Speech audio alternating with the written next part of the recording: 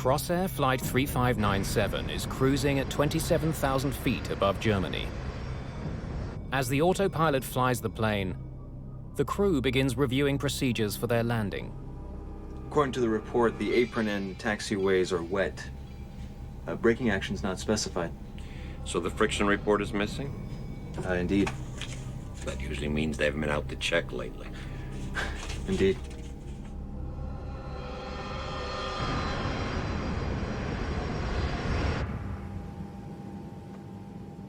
It's the last flight of the day on this busy European route.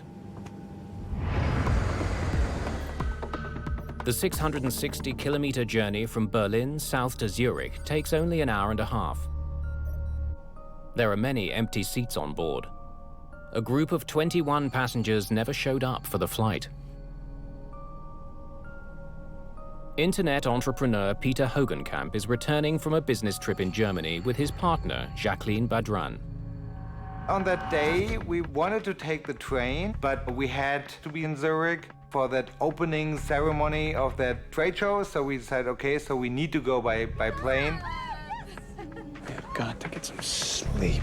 It had been a very busy day, so we were very tired when we arrived at the airport. Among the passengers is the girl band Passion Fruit, Germany's answer to the Spice Girls.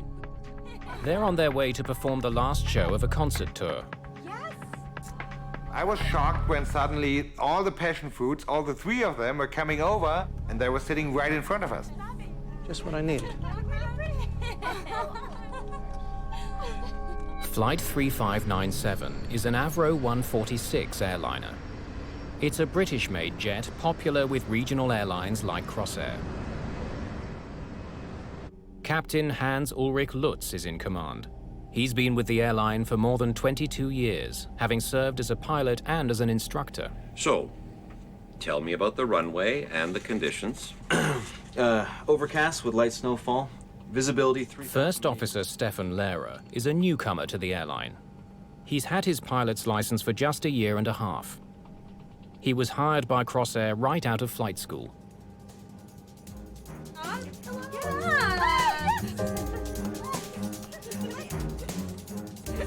The passion fruits were being quite noisy. They were excited. I think they went from one gig to the other. So they were still in their stage clothes. I said, oh my God, do I really need this? Can I just sleep? It's probably okay to move. We decided to move back a few rows and change the side where we were sitting, so we were in a very quiet area then.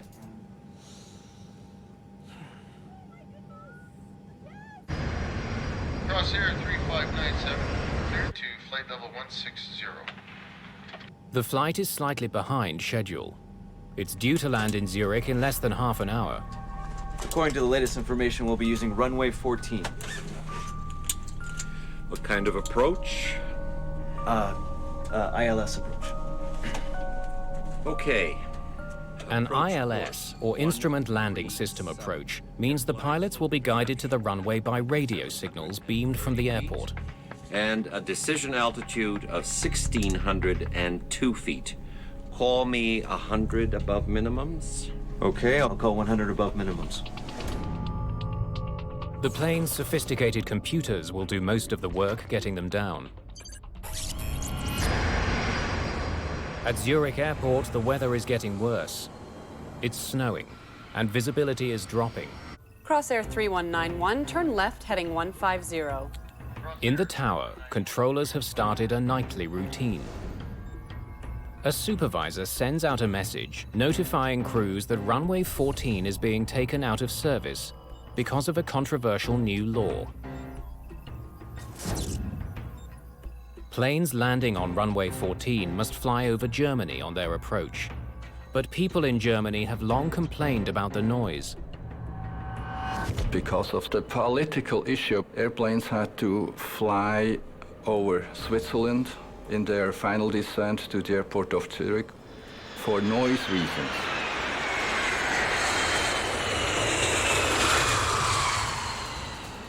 There was no other operational or weather reasons whatsoever. It was purely political. Switzerland has agreed to shut down runway 14 after 10 p.m. to keep landing planes out of German airspace and use runway 28 instead. The crew hasn't received this information yet. But First Officer Lehrer is familiar with the new rule. Should I ask if it's still runway 14? It's almost 10 o'clock. Yes, I'm pretty sure it's still 14. Zurich approach, Crossair 3597. Please confirm the approach in use is the ILS 14. Crossair 3597, you're identified. It will be a VOR DME. Approach runway 28 for you. Oh, hell. What next? Okay, fine. Unlike runway 14 with its sophisticated instrument landing system, runway 28 is not equipped for ILS landings. Instead, it has a less accurate navigational system. It's called VOR DME. A radio beacon sends information to an aircraft about its distance from the runway and whether it's left or right of it. It provides no guidance on the plane's altitude. Pilots would rather not make VOR approaches because they place a greater workload on the flight crew. He would always prefer an ILS approach because he gets guidance on the approach slope. And he can also use his autopilot to guide him down literally on ground to the runway. Because of its less precise technology, runway 28 was rarely used for landings before the new noise law. Okay then, rebriefing for runway 28. That would be chart 13-2. Now Captain Lutz abandons the ILS approach he was planning and prepares his first officer for the new non-precision approach. Are you familiar with the 28 approach? Yes, I've done it a couple of times. The crew goes over every detail of how they will approach Zurich Airport. Rosadingen, Zurich. East 6,000 feet.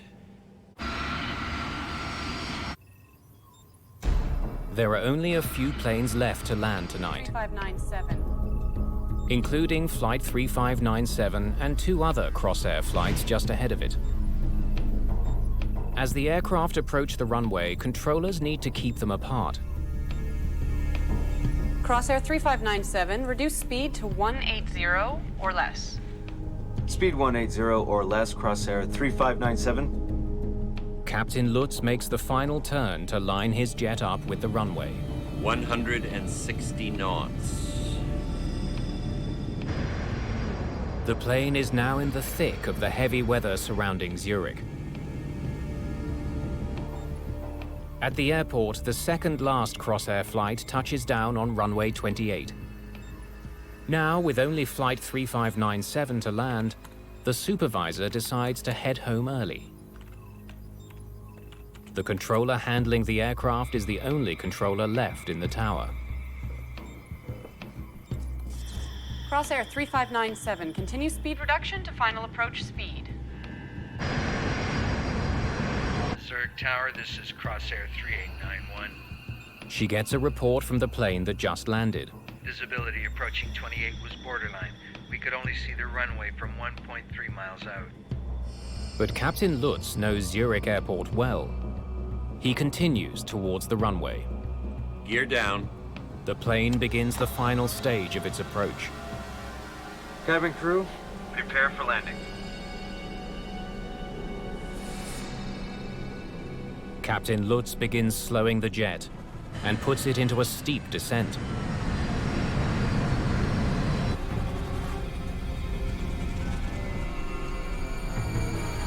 Six miles is checked. Yes. Flaps 3-3. Flaps 3-3 selected. Final check. Final check. Confirm 3 greens. Is checked. 116 knots.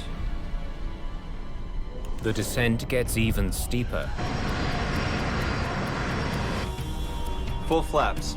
Set. Checked. Flight 3597 is about 3 minutes from the runway. Captain Lutz expects it to come into view any second now.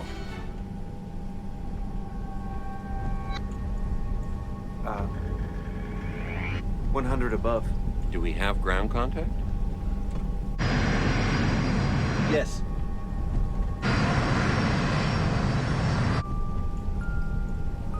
Passengers prepare themselves for landing. We were pretty close to the airport, so you think, okay, this is going smoothly, but it was dark and it was snowing, so we couldn't see anything. In the tower, the controller monitors the flight to make sure it's lined up with the runway. Crossair 3597, cleared to land, runway 28.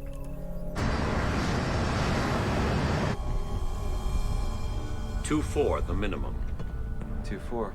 The flight has hit decision height, 2,400 feet above sea level, 1,000 feet above the ground near Zurich. Decision height is the minimum height you can descend before. You need to decide whether you can see the runway and continue the approach visually, or you have to make a decision to go around. I have ground contact. We're continuing on. 500. Captain Lutz still can't see the runway lights, but knows that the flight ahead of him had the same problem. 400. Damn. He said he saw the runway 1.3 miles. They should almost be on top of the runway by now. But for some reason, they still can't see it. Make a go around? Crossair 3597. The crew decides to abort the landing Go around! Go around. and pushes the plane to its limits in an effort to get it to climb. Captain Lutz throttles up his plane's 4 jet engines as he aborts his landing at Zurich Airport. But it's too late. There's not enough time for the engines to get to full power and clear a tree-covered hill suddenly looming dead ahead.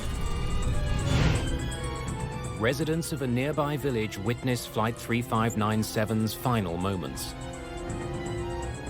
I was walking down with my dog. All of a sudden I saw that aircraft coming from behind the forest, the little hill. And I thought, oh, it's very low and it's not on the same route as aircrafts normally are coming to land at the airport of Zurich. The jet clips the treetops.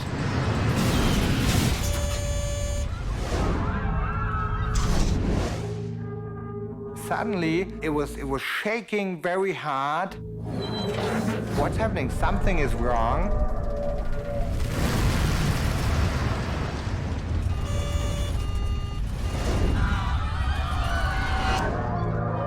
Moments later, the aircraft plunges into the hillside.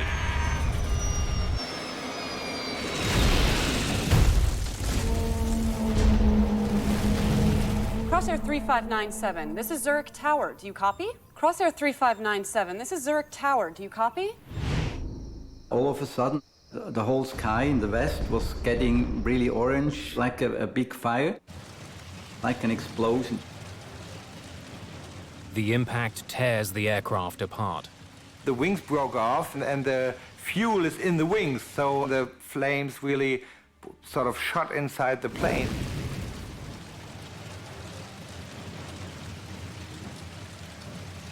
Crossair 3597, this is Zurich Tower. Do you copy? This is Zurich Tower. We have a possible emergency in approach sector east. I repeat, approach sector east.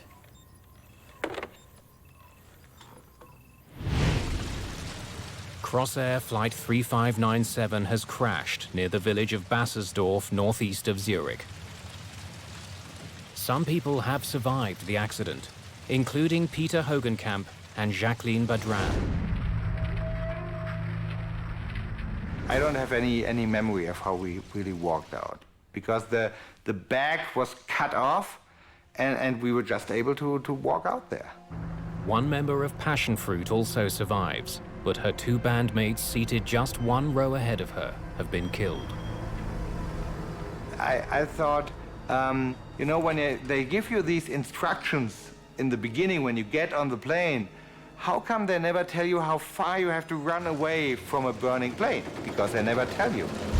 Let's get away from here. So we thought, I don't know, 100 meters? Within minutes, emergency workers get to the crash site. Hey! Over here! Over here! 24 of the 33 people on board Flight 3597 are dead, including Captain Lutz and First Officer Stefan Lehrer.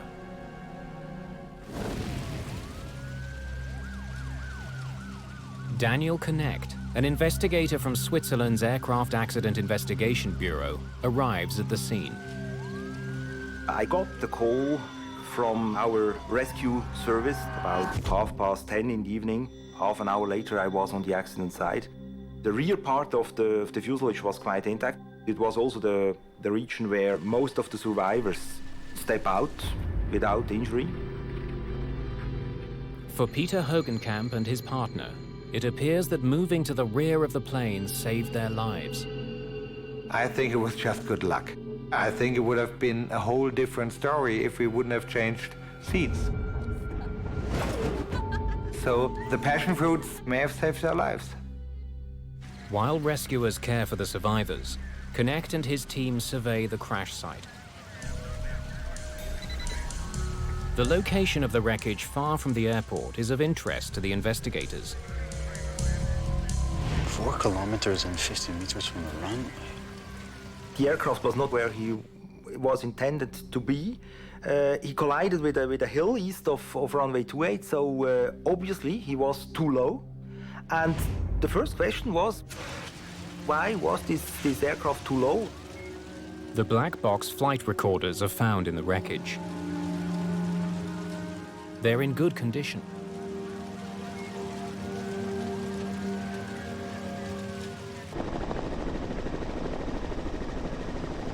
Investigators are well aware that this is the worst aviation disaster on Swiss territory in over a decade.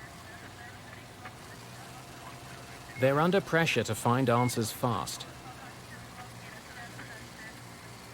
While work continues at the crash, a command post is established nearby.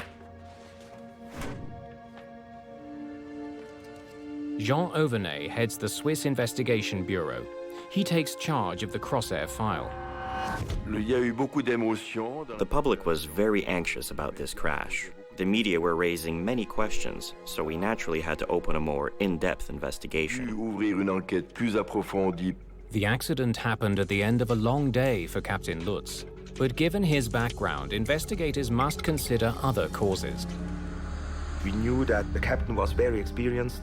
He had about 17,000 flight hours during his whole career.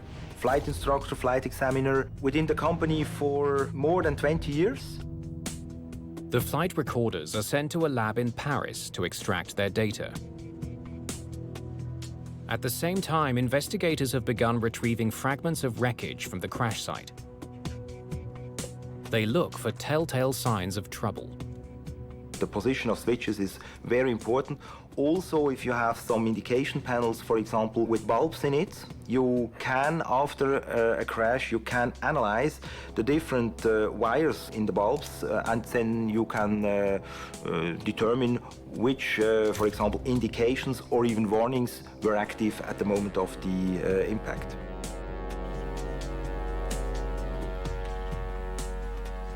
An investigator comes across an intriguing piece of wreckage. Oil gauges provide information about the oil flowing to the plane's 4 turbofan engines. Curiously, one of them is installed upside down. This raised a lot of questions for us and for the media. Everyone wanted to know how you could fly a plane with an instrument installed upside down. It wasn't a very important instrument. You could still read it, even if it was installed upside down.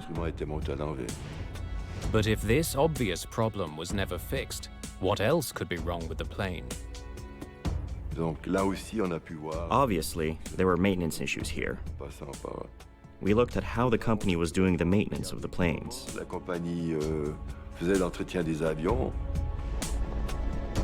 While this review is being launched, investigators study the plane's engines to determine if they were running at the time of the crash. Soil, tree branches, and other debris lodged inside the engines suggest they were. We checked them out visually, and we saw that the 4 engines were turning in the moment of the accident. Authorities need to be sure. They will have to check their findings against data from the flight recorders. In the meantime, the location of the crash suggests something may have tragically misled the crew on their descent towards Zurich Airport. Connect focuses on the flight charts they used to plan their approach. Is the problem with the approach, or is the problem with the aircraft? This kind of question was dominant when we started the investigation. Are you familiar with the 28 approach? Yes, I've done it a couple of times. The approach chart provides pilots with directions to the runway, Zurich. details about radio frequencies, as well as altitudes and speed for various stages of the landing. When investigators study an approach chart like the one the crew used, they make a shocking discovery. The chart does not show the hill that the plane hit. An approach chart is a very important thing because an indication which is not correct on this approach chart could mislead a crew and so easily make them do something wrong. So, tell me about the runway and the conditions. Overcast with light snowfall. A faulty chart would certainly have been a danger to a crew unfamiliar with Zurich Airport. But Lutz had flown in and out of Zurich countless times. He and his first officer were both based in the city. The commander was flying out of Zurich, I think, for the last 15 to 20 years. So he was really used to this airport. Investigators conclude that the approach chart, while faulty, could have tripped up some crews, but not this one.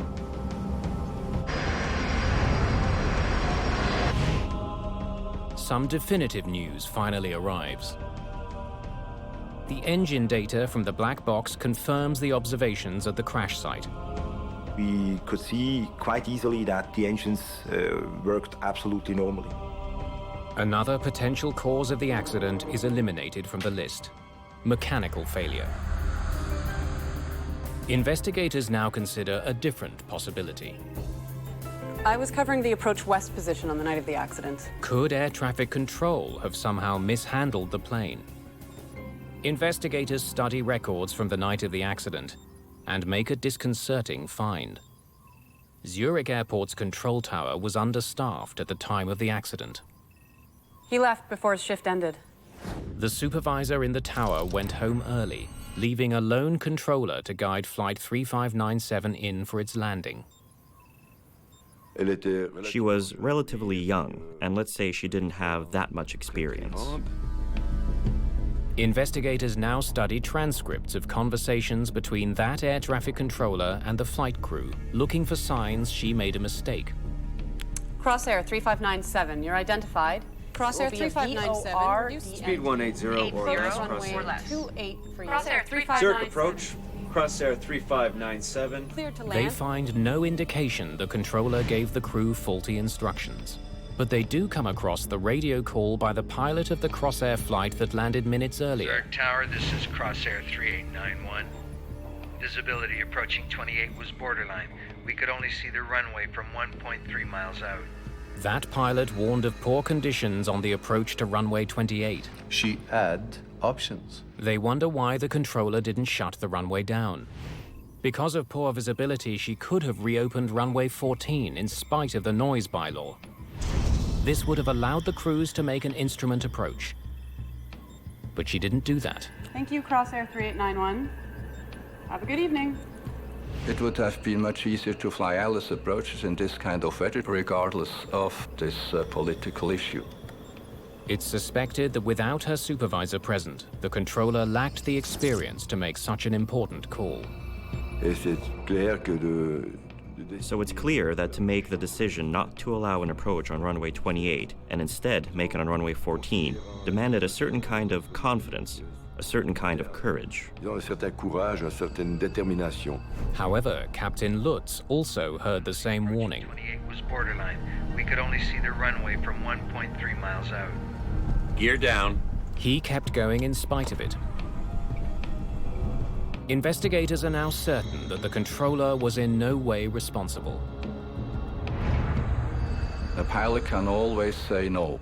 He can always reject the clearance. If he thinks that landing is probably not possible, he is free to reject an approach clearance and ask for a different one. Jean Auvernet can't understand why Captain Lutz didn't do exactly that. He should have known that he didn't have to make a non-precision approach in bad weather. When we saw the mistake the pilot had made, we immediately asked ourselves, well, how's it possible? Because for an experienced pilot who is an instructor, this was a really basic mistake. Auvernet is beginning to wonder if something in Lutz's long career is hiding clues about his behavior on the night of the accident. One by one, investigators are ruling out the possible causes of the crash of Crossair Flight 3597. They hope the answer lies in the cockpit voice recorder, or CVR, of the doomed jet. After waiting many days for its data to be sent back from France, they now pore over it carefully, listening for any clues that might explain why the plane was flying so close to the ground, so far from the airport. ILNAV is engaged. Authorities get more than they expected. Not only is the CVR complete, but Captain Lutz offers a running commentary on everything he does. And on inbound track 275. Speed is checked, flaps 18. It's practically a roadmap to understanding what went on in the cockpit. Flaps 33. That's not usual that the pilot flying is talking so much about what he is doing or what he is seeing. And for the investigation, this helped a lot. 100 above. Do we have ground contact? Yes. Investigators learned that the crew of Flight 3597 was looking for the runway and believed it would soon come into view. From the CVR, we saw that the commander and also his co-pilot were not feeling some fear or feeling that something was not going as they planned. But what they didn't know was that the plane was actually 4 miles shy of its target. Damn. He said he saw the runway 1.3 miles. 300. Captain Lutz obviously thought his jet was closer to the runway than it was. Investigators consider the possibility he was misled by his distance measuring equipment, or DME. It's supposed to tell pilots how far they are from the airport. The DME indication would have given this distance, and then he would have detected immediately that he was below the approach pass. Perhaps the DME from Flight 3597 was faulty. It's been recovered from the wreckage, but it's impossible to tell what information it gave the pilots. However, there is another way to check whether the instrument was functioning or not.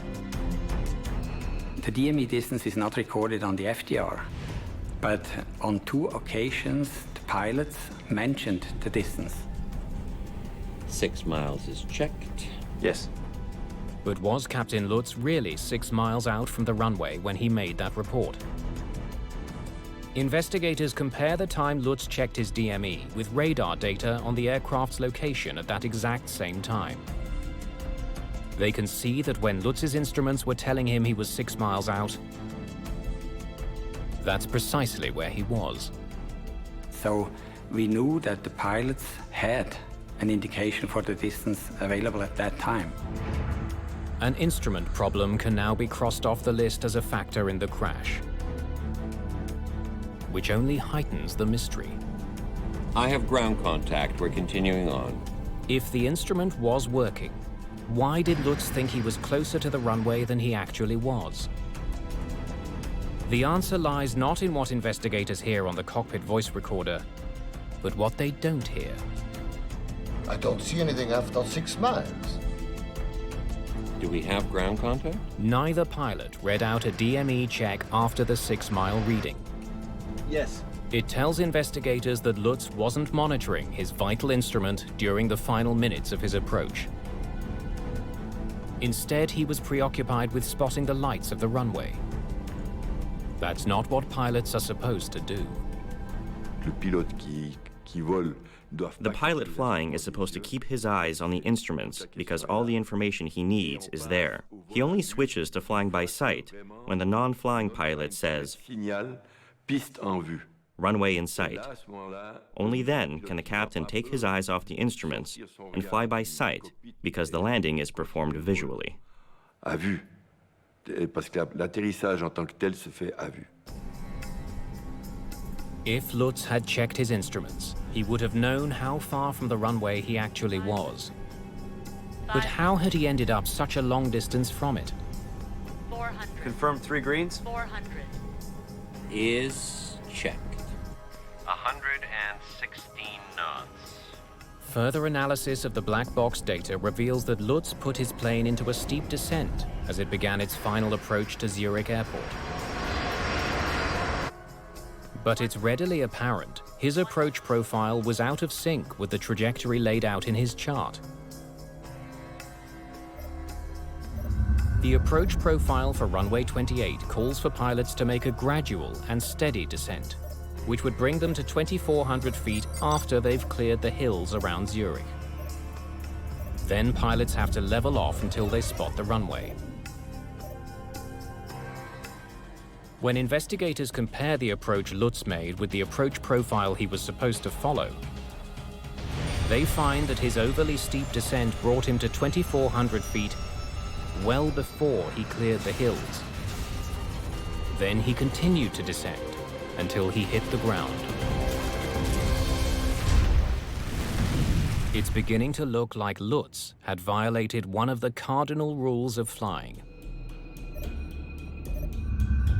Aircraft making non-precision approaches are supposed to level off at minimum descent altitude or safe height until they have the runway in view. This safe height is intended to keep the aircraft above any potential hazards. It's really a basic error.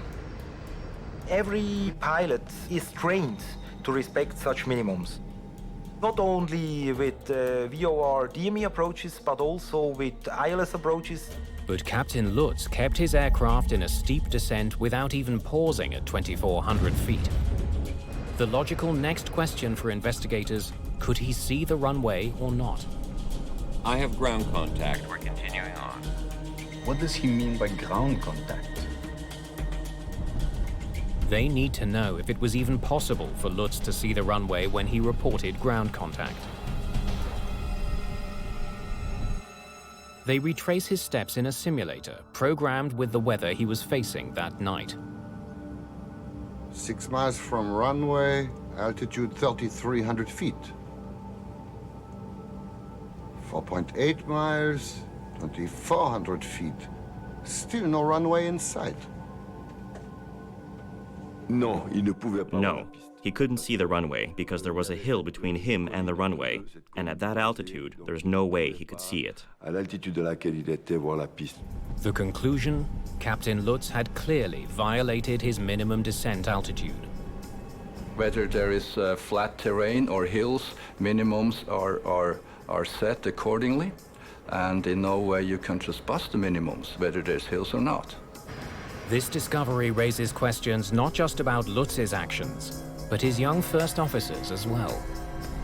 2-4, the minimum. 2-4. We're continuing on.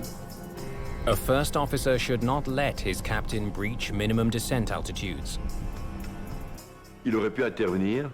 The co-pilot could have said, no, stop, we can't see the runway, we're not descending. On voit pas la piste, on descend pas.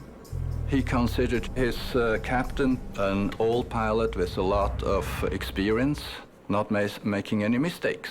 Most probably he was trusting him too much.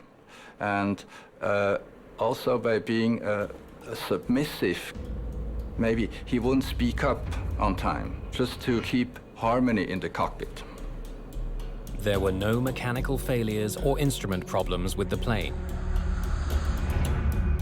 Nor was the air traffic controller negligent in any way. But it is now clear that Captain Lutz made a series of catastrophic piloting errors that doomed Flight 3597 and claimed the lives of 24 people. Investigators dig deeper into Captain Hans-Ulrich Lutz's flying record to see if there's anything in his long background that could explain why he crashed Flight 3597. What they discover is truly alarming. Lutz applied to flight school when he was 17 years old. He was rejected 3 times because of his lack of education. He finally got his license at the age of 20, but continually failed exams to upgrade due to his inadequate comprehension of navigation systems. Captain Lutz may have had a long career, but it was not a stellar one. Years of flying and flying hours don't say anything about competence. For some reason, though, his record as a below-average pilot didn't prevent Crossair from hiring him in 1979. There was a red line through his career where several incidents happened before and he had missed several checks. Well, he had some limits. But what's hard to understand for me is that they were identified. And decision was made to keep him flying. Captain Lutz's limited abilities continued in his new job. While commanding a sightseeing tour of the Swiss Alps, he made a navigation error and ended up in Italy. He only realized his mistake when his passengers spotted road signs in Italian. In another incident, he wrecked a $1.5 million aircraft after inadvertently retracting the landing gear while the plane was still on the tarmac. Lutz's failures forced Crossair to fire him as an instructor, but they allowed him to continue flying passenger planes. I personally do pilot assessments, and he would never have gone through my assessment with a positive recommendation. Okay, approach course 13. Investigators wonder why Crossair allowed Lutz to stay on as a pilot if he was not entirely competent. The answer appears to be they may have had little choice.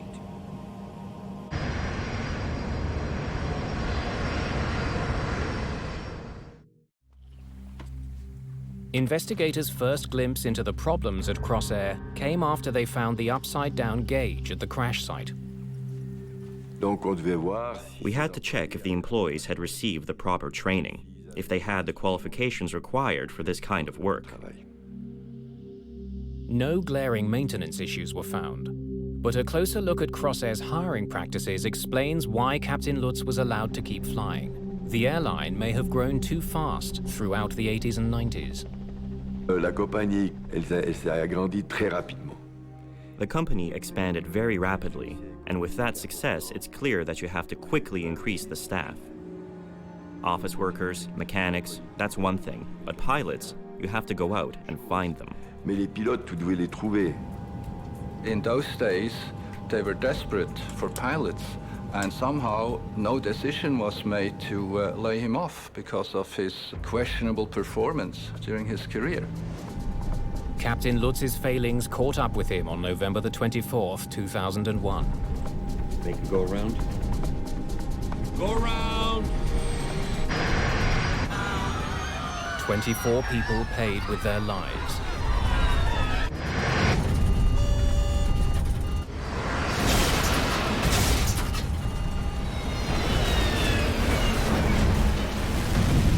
After After the accident report was issued, sweeping changes were made. Swiss aviation authorities had Crossair increase the number of employees overseeing pilots. They also scrutinized other airlines to determine if there were other substandard performers like Lutz.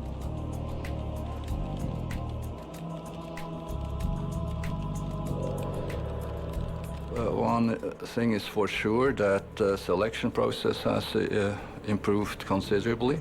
And of course, awareness of people's performance during their career was increased considerably. Crossair went out of existence in 2002. It was folded into the Swiss national carrier. As Crossair became Swiss, they adopted the previous Swissair selection process. And I can say today, which is already 9 years since, that safety has improved considerably, and also quality of the pilots that are hired by companies like Swiss.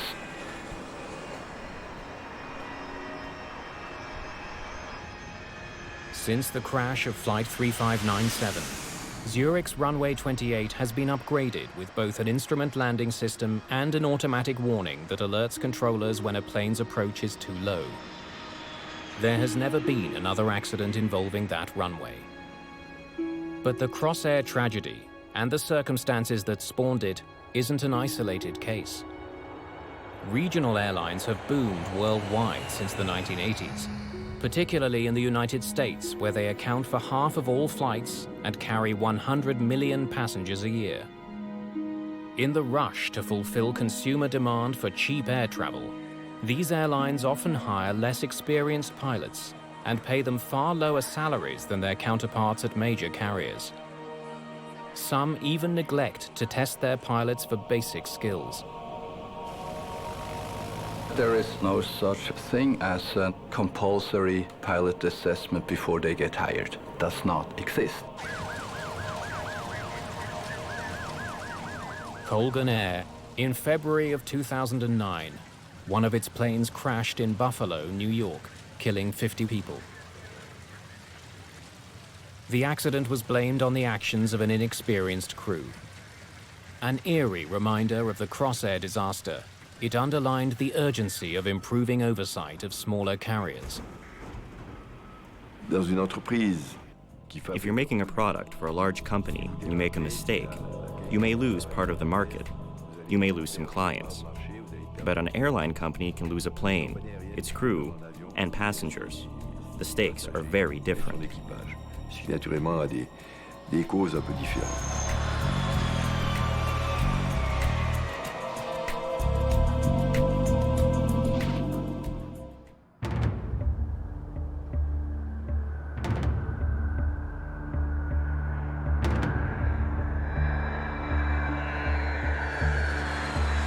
Indira Gandhi International Airport, New Delhi.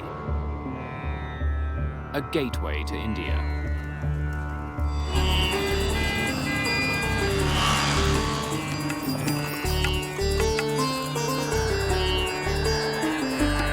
November the 12th, 1996. Busy?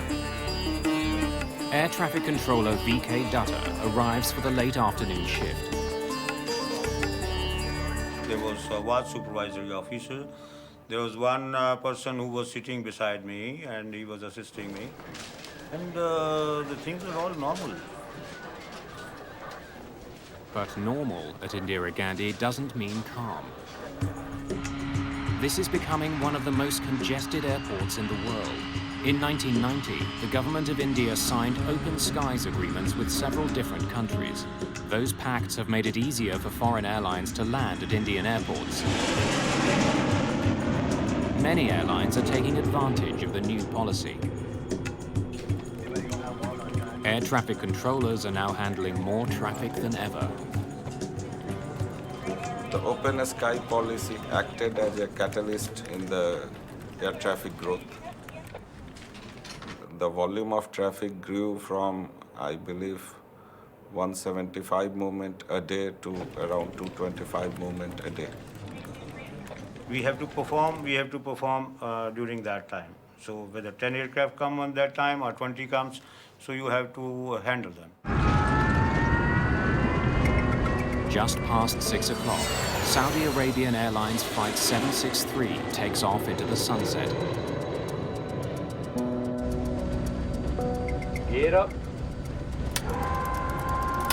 Gear up. Clear on left. Captain Khalid Al-Shabaili powers the Boeing 747 away from the runway. His co-pilot, Nazir Khan, handles all radio communication. There are 289 passengers on board. Many are Indian workers returning to their jobs in the Middle East. Saudi 763, airborne 03. Contact radar 127.9. While Flight 763 was on the runway, its movements were tracked and directed by an air traffic controller in the airport's tower. 279, good day. But shortly after the plane takes off, the tower passes the pilots over to approach controller VK Dutta, who's in another room at the airport. Approach controllers at Indira Gandhi guide planes through the airspace beyond the runways. They're in charge of all arriving and departing flights within 110 kilometers. The approach controller normally is responsible for arrival and departures of the aircraft, which are coming in. They are safely and expeditiously, they are brought to the final approach. Tonight, Dutta is controlling 5 flights. Some of these are leaving the airport, while others are coming in. His task is to keep those planes spaced safely apart, but not so far apart as to cause any delays. There's a continuous coordination with the tower who handles the ground traffic. So he would tell approach controller that this fellow is ready, and he is to be accommodated between these 2 flights. So that kind of dynamics we were doing at that time. Saudi 763 approaching flight level 100. Roger, climb, flight level 140. Clear to climb 140, Saudi 763. This evening, a United States Air Force cargo plane is coming in for a landing. Even though it's an Air Force jet, this flight is Dutta's responsibility. I think we probably had 3 or 4 back and forths with the controller where he was verifying our altitude or checking on our altitude, telling us about other traffic in the vicinity. Saudi 763 approaching 140 for higher. Saudi Flight 763 reaches its last assigned altitude of 14,000 feet. The pilots request permission to fly higher. Roger, maintain flight level 140. Stand by for higher. In order to coordinate incoming and outgoing traffic, Dutta wants the Saudi flight to stop climbing. Saudi 763 will maintain 140. Dutta is concerned with another plane, now flying east for a landing at Indira Gandhi Airport. It's a passenger jet operated by Kazakhstan Airlines. The Ilyushin 76 is a massive Russian plane.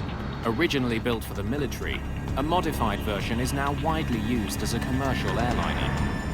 Dutta wants it to pass over top of the Saudi flight before landing. After that, he'll let the Saudis continue their climb.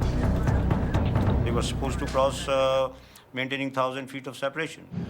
Kazakh 1907, now reaching 150. 46 miles from Delta Papa November. Roger, maintain flight level 150. Identify traffic 12 o'clock reciprocal, Saudi Boeing 747. Dutta doesn't want the Kazakh flight to be surprised to see the Saudi jet. Since planes don't have radar to track other aircraft, they rely on controllers to warn them about other planes nearby. Maintaining 150, Kazakh 1907, will report. How many miles? All pilots tuned to the approach control radio frequency are able to hear one another as they communicate with the ground. How many miles? 8 miles now. It was strictly visual and trying to pick up on the radios where everyone else is at and what they're up to. Traffic is at 8 miles, level 140. Suddenly, a massive explosion shatters the evening's calm.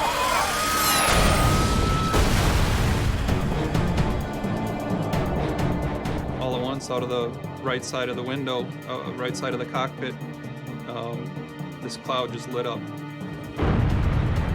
Those missiles? To my mind's eye, they were missiles kind of corkscrewing, picking up speed was what they looked like, and they looked like they were coming right at us. We actually started veering the aircraft away before it became apparent that they weren't coming at us.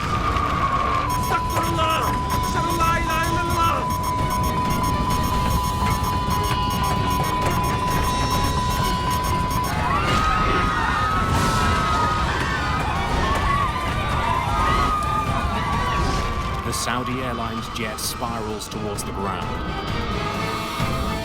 Delhi, this is 1815.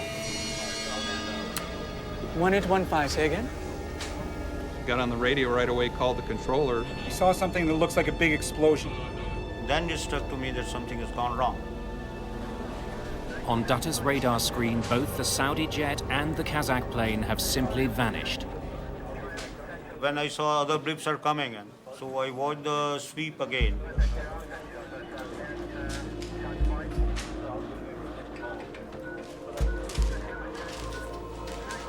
But they were not there at all. We then heard the controller call for the Saudi Air jet and the Aleutian. Saudi 763? With no response. That was obviously very bone-chilling. Something tragic has happened in the skies near New Delhi's airport. VK Dutta is about to become the target of an investigation into one of the deadliest plane crashes of all time. Kazakh 1907, report your position. At New Delhi's airport, a sense of dread is growing. 2 planes have vanished from approach control's radar. The worst nightmare an air traffic controller has is the median police. Saudi 763? Together, the 2 missing planes were carrying 349 people. Kazakh 1907, report position. I gave 1 or 2 calls to Kazakh or Saudi. Saudi 763? I forward how many kids I have, where my wife is, whom I am related to.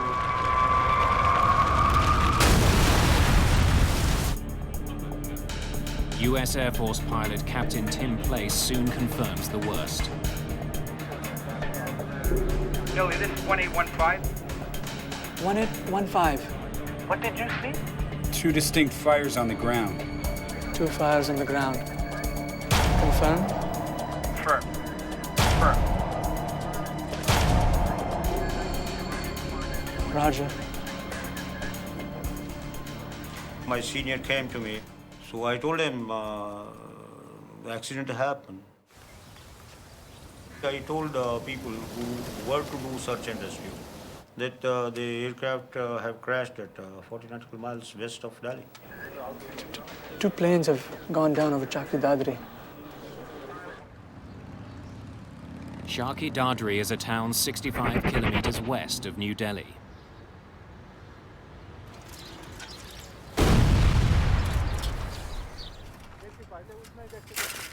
Its mustard and grain fields are now burning with the twisted wreckage of 2 ruined airplanes. All of a sudden, the sky turned a bright red color, and I saw fire and smoke. One plane started to come towards us. There was fire and parts of the plane were flying everywhere. People were running. The plane's engine broke off and the plane started to spin out of control and fell into the field.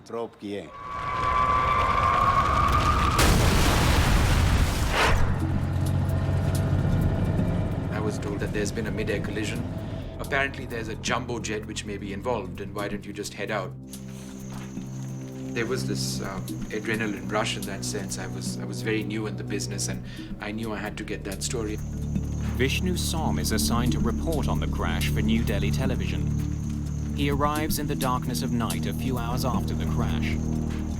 We parked our vehicle on the side of the road, and it was, there was a fair bit of moonlight. He and his cameraman are one of the first media crews to arrive on the scene. Hey, turn off the light. Don't want to attract attention. Police have likely cordoned off the area. I stepped onto the field, and I thought it was a fallow field. Nothing was growing over there because it was just sand. Because it was dark and our only visual reference was the moonlight, we just sort of kept going. And then I remember seeing clumps around me, just these little piles on all sides. And because there wasn't enough light, I didn't know what exactly it was. And then I stopped because I said, something's terribly wrong over here. Turn on your light. Turn on your light. I realized that the clumps that I saw all around me were either the remnants of the aircraft or dead bodies. There was a tree just maybe 15 feet away from me, to my right. There was this burnt corpse on that tree, and that's an image which comes back and continues to haunt me even after so many years. As night turns to day, hope of finding any survivors fades. None of the passengers aboard either plane has survived.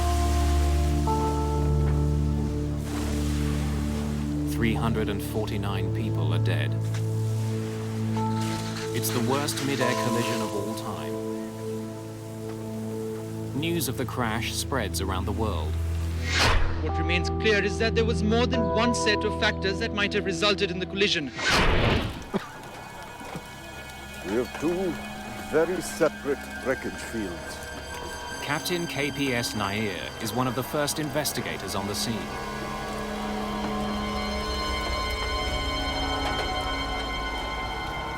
I was aghast, horrified. I can't explain it because I have not seen anything like that before. It is something which I can't explain. The Kazakh flight and the Saudi Airlines jet have fallen 7 kilometers from each other. Investigators have two separate crash sites to examine, but they know one cause will explain both accidents. It's unlike a single aircraft falling somewhere. Two large-bodied aircraft colliding each other in the sky. There are different causes. How had two planes that were supposed to be 1,000 feet apart collided? Investigators consider three possibilities. An error on the part of the air traffic controller, an error by one of the crews, or the failure of an instrument on one of the planes. They hope the mangled wreckage will hold the clues they need. Their first priority is to find the black boxes from both planes. They record cockpit conversations along with critical data about the flight, like its altitude, speed, and heading. Although fire has ravaged the wreck sites, the black boxes from both planes are found on the first day of the investigation.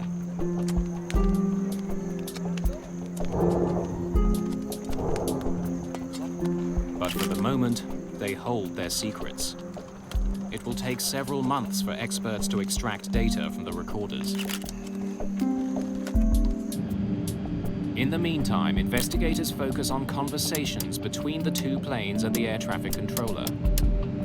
In this particular case, we had the evidence of the ATC transcript. Without onboard radar, the planes around Delhi's airport rely on air traffic controllers to guide them. VK Dutta comes under enormous pressure. Did he make mistakes that caused the worst mid-air collision ever? Those times were bad. These media people, they crowd foul. So I told them that, there's no fault of mine. Hi, I'm VK Dutta. I'm sorry to keep you waiting. Have a seat. Investigators want to know everything that Dutta did on the night of the crash. Was traffic heavy? Evenings are always busy. Dutta's radar doesn't track a plane's altitude. Instead, controllers in New Delhi write a plane's last reported position on a strip of paper. The strips are continually updated. It's the only way for controllers to keep track of the altitude of the planes under their control. Level information is not there, so level has to be confirmed by the pilot. Kazakh 1907, now reaching 150. Air traffic controllers can only know a plane's altitude when the pilots report it. Are these your notes? Yes, sir. This is the Kazakh one, and this is the Saudi one. Investigators learned that Dutta was in charge of 5 flights at the time of the accident, and that the Saudi and Kazakh flights were flying in opposite directions of the same aerial pathway. The area that Dutta manages is divided into a network of air corridors. Controllers use them to channel flights in and out of the airport. But many of the corridors are used for military flights. In fact, even at such a busy airport, there's only one main corridor for commercial planes. In cases like this, there are strict rules he has to follow. Between two aircraft, the requirements specify a vertical minimum separation of 1,000 feet. When aircraft fly through the sky, they leave turbulence in their wake, like boats on the water. It can affect the planes around them. Air traffic controllers deal with this by keeping planes at different altitudes. Roger, maintain flight level 140, stand by for higher. Dutta was supposed to ensure that the two planes were 1,000 feet apart as they approached each other. He planned to do what he'd done many times before, have the incoming plane pass 1,000 feet over top of the outbound plane. It was a routine procedure, but somehow the two planes had ended up on a collision course. One of the two planes was not where it should have been. Investigators wonder if Dutta made a mistake that led to the horrific crash. Poring through the ATC transcripts, investigators quickly learned that Dutta had given the two planes the proper directions. But since his radar doesn't display altitude, there was no way for him to tell if the planes followed those instructions. Investigators are so convinced that Dutta did nothing wrong that 3 days after the crash, he's back on duty.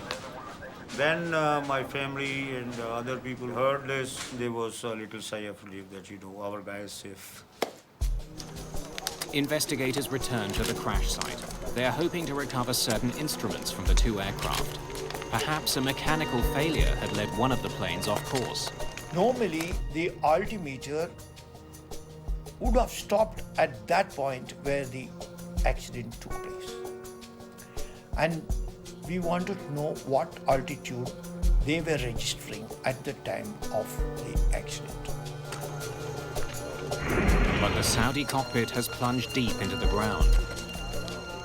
The accident investigation becomes an excavation. The Saudis' nose portion was well below the earth. It was about 10 to 12 meters below. The end of the nose had gone that far below. Machines had to be brought in, excavators, to dig up and lift the cockpit of the Saudi aircraft. The altimeters of the Kazakh flight are easier to find. That plane didn't crash nose first. There's some chance there are clues about its exact altitude at the time of the accident.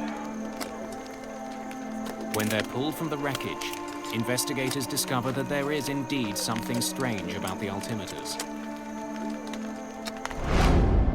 Both the captain and the co-pilot have an altimeter in front of them, but in this case, they do not have the same reading.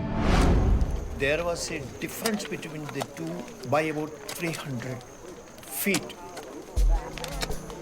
Strange.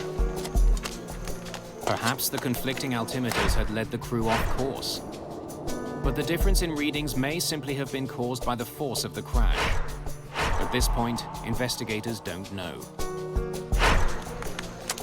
Mostly there and there, as close as you can get it. Investigators need to discover which of the two planes was at the wrong altitude. They explore other evidence. The pattern of the damage on the two planes may help answer a critical question. What was the relative angle between the two aircraft at the time of their contact?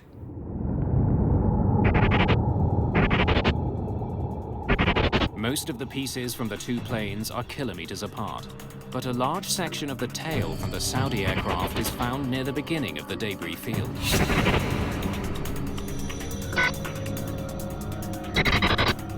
This suggests it was one of the first pieces to come off that plane.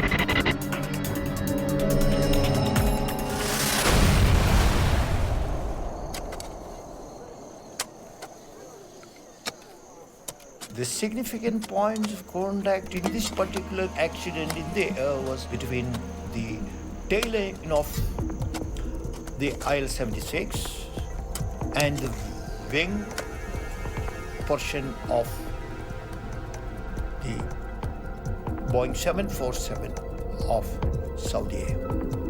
The tail of the Kazakh plane appears to have pierced through the left wing of the Saudi jet. If that's the case, the Kazakh flight hadn't been above the Saudi jet when they collided, as air traffic controllers thought. It must have been below it. It's a puzzling discovery that adds to the mystery. Investigators still don't know which plane was in the wrong airspace. What they do know is that once the two planes hit, there was no hope for either crew. After hitting the other plane's wing, the Kazakh plane's tail tore through the horizontal stabilizer at the rear of the Saudi 747. 5.5 meters of it is torn off. Without it, the Saudi crew can't control their plane. The result is the aircraft goes into uncontrollable spiral. And in this particular case, if I would say both the aircraft had got into that situation.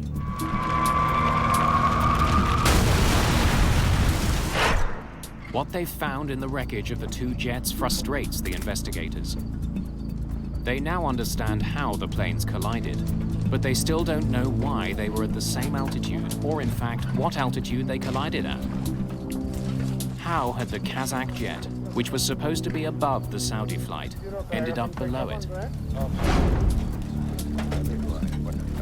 Almost 2 weeks after the accident, Captain Ashok Verma joins investigators at the scene. By that time, the operations for digging the Saudi cockpit had been completed. Whatever equipment was recoverable had been recovered. Like the rest of the evidence uncovered so far, the instruments from the Saudi plane don't help explain what happened. The force of the crash has completely destroyed them. I can't find anything. Too much damage. I agree. Look at this. We could hardly find any useful material. With the disappointing discovery, investigators are forced to move on. They've learned all they can at the crash site. The case now depends on what they can find out from the black boxes. Investigators hope that somewhere on the cockpit recordings or buried in the flight data are the clues they need. Where were the planes when they collided? And how had they ended up on a deadly collision course? Get to the 150! Just at the 140! Start to go!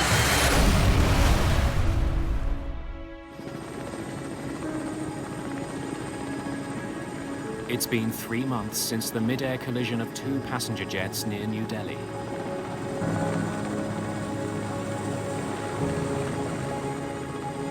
investigators have been frustrated by a lack of conclusive evidence. They hope the plane's black boxes will help them solve the case. In order to avoid any suggestion of bias, the boxes from the Saudi flight are being analyzed in England. Technicians from the Air Accidents Investigation Branch try to extract valuable data.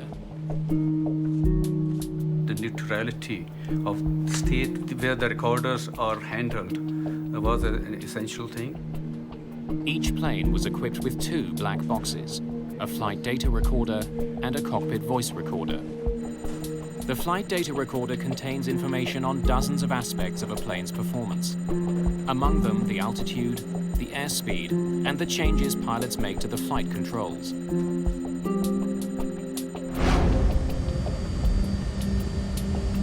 The cockpit voice recorder picks up all the conversations in the cockpit. 279, good day. As investigators try to learn more about the collision near New Delhi, they use the information stored on the black boxes to make a chronology of events. Peter Shepherd is head of the recorder section of the Air Accidents Investigation Branch. He'll work backwards from the moment of impact. Point of collision is reasonably well defined by rapid changes in parameters on each aircraft. If we make that our time zero point, we can then relate that to the individual times and build up a common time base. First, Shepherd and his team concentrate on the Saudi 747. Saudi 763 approaching 140 for higher. Roger, maintain flight level 140. Stand by for higher. Saudi 763 will maintain 140. The CVR reveals that the Saudi pilots received clear instructions about their altitude and seem to have understood them. After being told to hold at 14,000 feet, there was no discussion of climbing to a higher altitude, which would have taken them into the path of the Kazakh flight. Next, Shepherd looks at the flight data recorder to confirm that the Saudi flight actually followed the instructions it was given. The recorder from the Saudi flight showed us that the altitude had been normal during climb out. The Saudi pilots leveled off at 14,108 feet, well within their safe corridor. It had leveled at its assigned altitude of 14,000 feet and continued to fly level. The Saudi pilots followed the ATC instructions meticulously, which is borne out by their confirmatory calls back to the ATC. Air traffic controllers wanted the 2 planes separated by 1,000 feet and wanted the Saudi plane to fly below the Kazakh jet. If the Saudi pilots did nothing unusual, suspicion is growing that somehow it was the Kazakh plane that was in the wrong place. Alarmingly, when investigators examine the information from the Kazakh jet's flight data recorder, they discover that it descended far below the 15,000 feet it was supposed to stay at. Moments before the collision, the Kazakh plane is at 14,100 feet, almost 1,000 feet lower than its assigned altitude, and less than 10 feet below the Saudi flight. It then powered directly into the Saudi jet. The Kazakh crew had not stopped descending at the altitude they were cleared to, that was 15,000 feet. But why had the Kazakh flight dropped so badly off course? Kazakh 1907, report position. Kazakhstan Airlines presents one theory for their plane's dramatic loss of altitude. The Kazakhstan defense mainly relied on presence of turbulence. Perhaps a sudden burst of turbulence had forced the plane lower. The data recorder of the Kazakh flight does seem to indicate that the crew had a bumpy ride. It shows 2 distinct and sudden drops of more than 400 feet. The airline claims both of these drops were caused by turbulence. But Peter Shepherd isn't so sure. When we saw the jumps 250, 500 feet. Our initial response was that these can't be right. I mean, it was the rate at which they changed was beyond that an aircraft could actually perform. What else could cause the plane to drop so quickly, or at least seem to drop so quickly? Shepard searches for an explanation. We tried to resolve the inaccuracies in the Kazakh recording by looking at the other parameters that were recorded and trying to derive altitude using these other recordings. It's intricate math. By using information including the speed and rate of descent from the flight data recorder, Shepard determines that the plane was on a steady downward approach. The reason for the apparent sharp drops is simple. Shepard learns that the sensor that sends altitude information to the flight data recorder was faulty. It would stick and temporarily stop sending information. When it got unstuck, it would wrongly appear as though the plane had lost considerable altitude. It's as if there was a bit of glue on one area and it stuck in that. And eventually the altitude changed so much, the force on it made it jump again, and it stuck there for a little while. Investigators can now conclusively dismiss turbulence as a factor in the collision. So there's no sudden descent?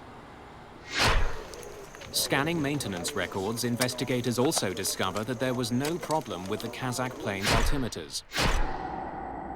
They conclude that the difference found in the cockpit instruments was a result of the crash. It didn't cause it. To understand why the Kazakh plane kept descending after it was told to hold, investigators turn to the cockpit voice recorder. It begins long before the crash itself. Initially, there are no hints that anything is wrong. Kazakh 1907, report level passing. Passing 240, Kazakh 1907. Because the Ilyushin 76 is a modified military plane, it has another unusual feature, a position for a radio operator in the cockpit. Igor Rep mans that position and handles all communications for the Kazakh flight. Roger, over to Delhi approach 127.9. 127.9, bye-bye, Kazakh 1907. As the aircraft nears the airport, Rep gets in touch with approach controller Dutta. Delhi approach, good evening. Kazakh 1907. Passing 230 to 180. I told Kazakh to descend and maintain flight level 150. That is 15,000 feet. Roger, Kazakh 1907. Descend flight level 150. Report reaching. 1,000 feet vertical separation is sufficient, and that was granted to the two aircraft. Kazakh 1907, now reach 150. The Kazakhstan radio operator had at one time stated reaching flight level 150. It's just 1 minute before the impact. And at this point, the Kazakh plane appears to be right where it's supposed to be, 1,000 feet higher than the Saudi plane. But investigators know that instead of leveling off, the plane continued to descend. This is where the trouble starts. As investigators compare the flight data information to the cockpit voice, they notice something disturbing. Kazakh 1907, now reach 150. When Rep calls out that they've descended to 15,000 feet, he's actually over 1,000 feet higher than he thinks he is.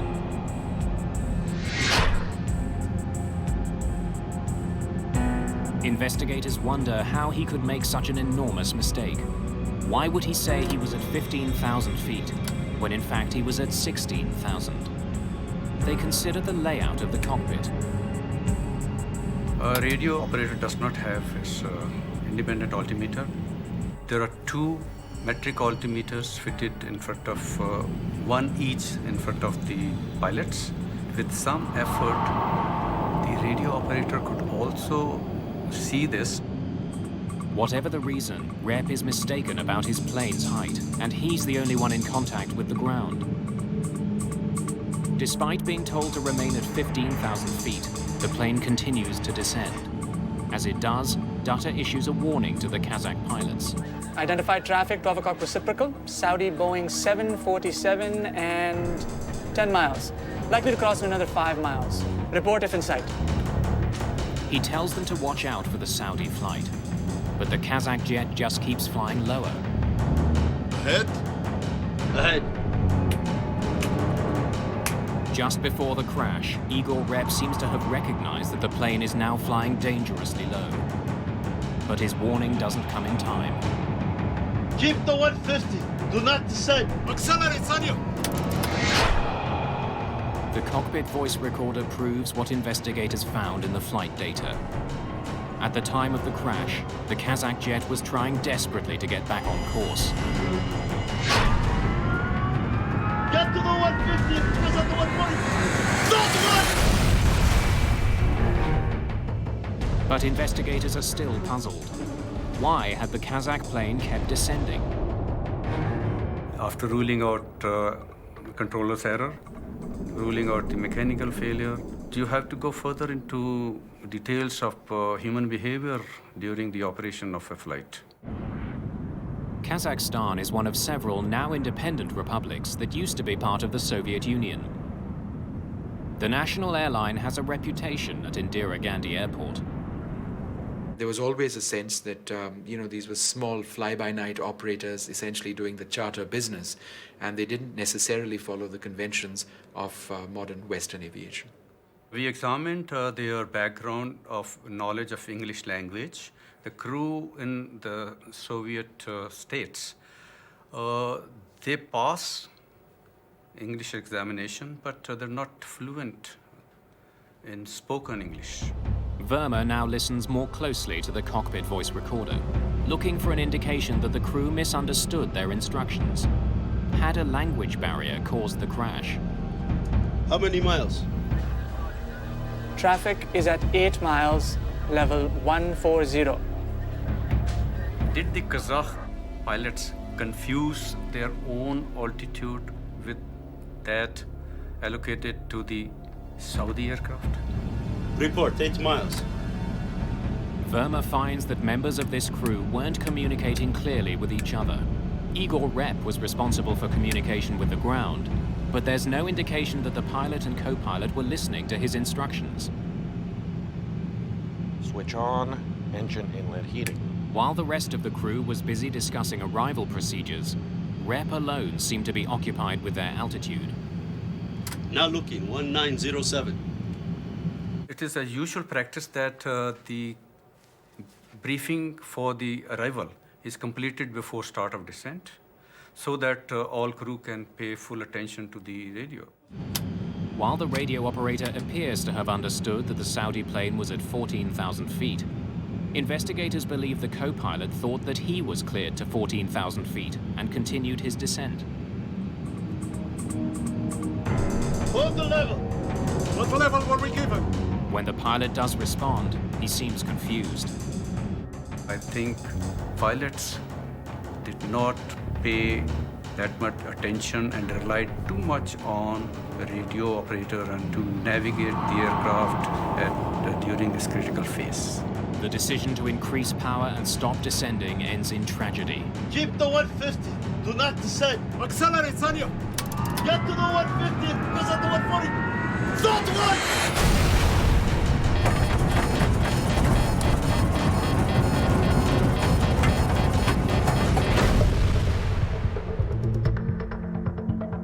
The final report points a finger squarely at the crew of the Kazakh plane.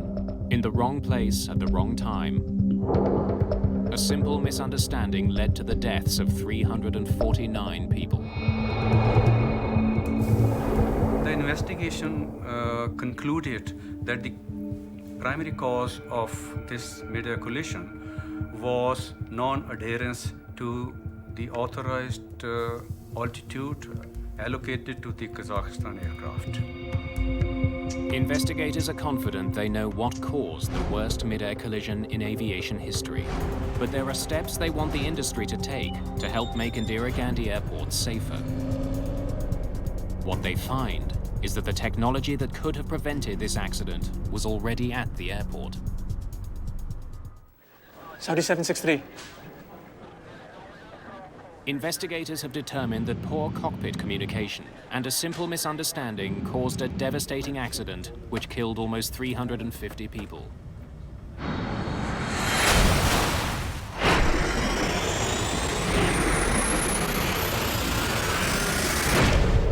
But technology existed that could have helped avoid this accident.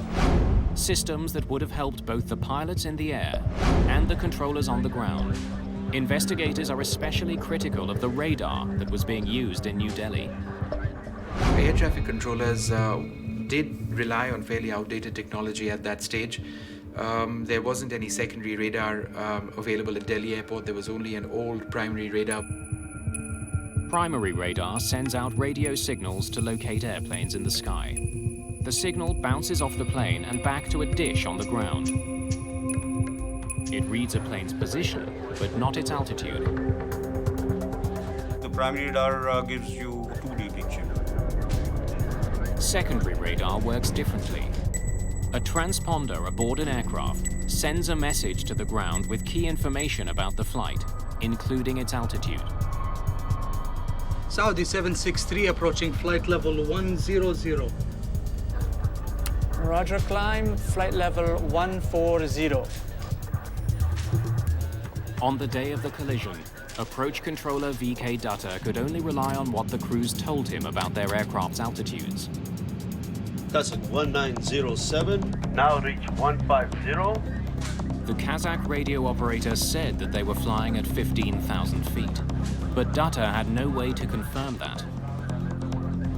If he had known the Kazakh flight's actual altitude, he could have diverted the Saudi flight from its path.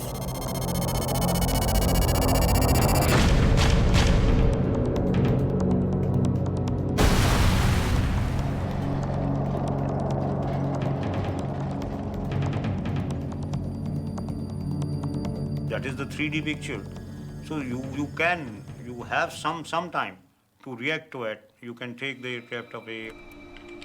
At the time of the accident, India had ordered a $118 million air traffic control system with secondary radar and more sophisticated communications and navigational equipment. The system had originally been scheduled to be installed 2 weeks before the accident. But on the day of the crash, the system hadn't even been unpacked. Secondary radar is an advancement on the primary radar. And in this particular case also, by getting the altitude information, it could have been possible that the accident of this nature could have been avoided. In the year following the accident, there would be 3 near misses near Indira Gandhi Airport. It would take more than 2 years for the secondary radar system to be installed. Today, controllers at Indira Gandhi International Airport see an airplane's flight number, altitude, and heading. It's far more information than controller VK Dutta had available to him on the day of the accident. Experts believe another piece of technology could have helped prevent the collision. TCAS. TCAS equipment generates caution and warnings for the crew. It allows them time to react, draws their attention to the situation around, and it looks into the vertical separation. TCAS is a collision avoidance system that can be installed on board airliners. In many countries, the technology is mandatory. It alerts pilots when other flights are coming too close. The system also automatically tells them what evasive action they should take. Neither plane was equipped with TCAS. The Indian Airports Authority has also made the airport safer by redesigning the air corridors coming and going from the runways. At the time of the collision, there was one main air corridor for commercial planes landing and taking off from Indira Gandhi International Airport. With the increase in air traffic, that single corridor was becoming too crowded. In the wake of the accident, more air corridors were opened for commercial flights. In general, aviation safety standards has improved. The concern for the safety has improved. Out-of-date technology and poor communication led to this crash. But like almost every aviation accident, it was a chain of seemingly minor events that ended in disaster. In retrospect, there were some very unlucky people to meet in the sky that night. You know, it's a 1 in a million chance for that to happen. Certainly there were other things that could have helped: radar, collision avoidance systems, and I think we continue to make advances there. I don't worry about flying. Certainly, you know, destiny, I don't know. It was glad we weren't 5 minutes in front of where we were at, that's for sure. VK Dutta went on to have a long career as an air traffic controller. Today, he works at a college training young controllers. So I'm chief instructor there. So I'm training ATCUs. I'm addicted to my job. I love it. I really love it. Dutta, who was initially suspected of having caused the crash, helped implement the changes to make New Delhi's airports safer. His efforts have paid off. The airport now handles 20 million passengers a year. Since the new radar system was installed and the new corridors opened, there hasn't been a fatal accident at this airport.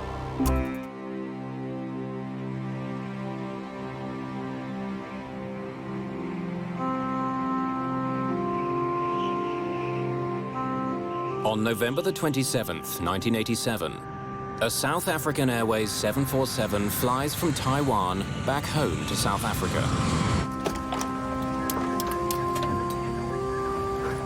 Everything good? Fine, Captain. Ready to take over? Yes, thanks. 9 hours into their flight over the Indian Ocean, the main crew returns to their seats, allowing the relief crew to rest. The crew prepares for a scheduled stop on the island of Mauritius. Valerie Lottering has enjoyed her first overseas vacation, joining her husband Corey while he was on business. My father was on a business trip. My mum had gone with for holidays. My dad had actually gone to the east to secure cell phone technology, which was just sort of happening in South Africa at the time. The plane is a modified 747 known as a combi, short for combination. A passenger plane and a cargo plane in one, it's designed to accommodate flexible quantities of passengers and cargo. The combi has a large cargo area down below, like a regular 747. The combi also has a large cargo area right behind the last row of economy class seats. The cockpit sits one level above the cabin. You could load from 6 to 12 pallets on the main deck, adjusting the bulkhead for the number of passengers you wanted to carry. And this turned out to be a very worthwhile and useful tool. Flight 295 is carrying 159 people, as well as 6 large pallets of cargo. Known as the Helderberg, the 747 Combi is a vital member of the South African Airways fleet. It's particularly useful for long-range flying. For South African Airways, during the days of apartheid, a plane like the Combi helped them in that respect, because they had to fly around the bulge of Africa over the Atlantic. To protest South Africa's white racist regime, the vast majority of black African states refused to allow South African Airlines to fly over their airspace, causing them to fly longer routes. There were sanctions, heavy sanctions against South Africa on political, economic, and cultural fronts. South Africa was not welcome anywhere credible in the world. On Flight 295, less than an hour before its stop in Mauritius, the smoke alarm breaks the calm of the cockpit. It's for the cargo area on the main deck, directly behind the passengers. By the time the crew gets to it, the fire is raging.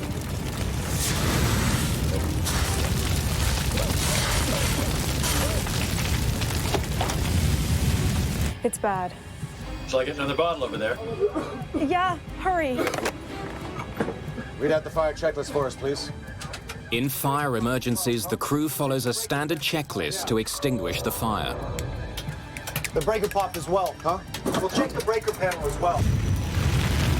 The fire is burning through the plane's wiring, causing short circuits. Move as far forward as you can. But there's a more immediate problem. Passengers are having trouble breathing. Duct isolation valve switches, open. Pack valve switches, all open. Recirculating fan switches, off. The fire checklist instructs the pilot to land at the nearest airport.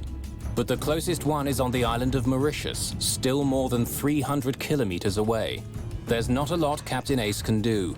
He asks a member of his flight crew to help fight the cargo fire.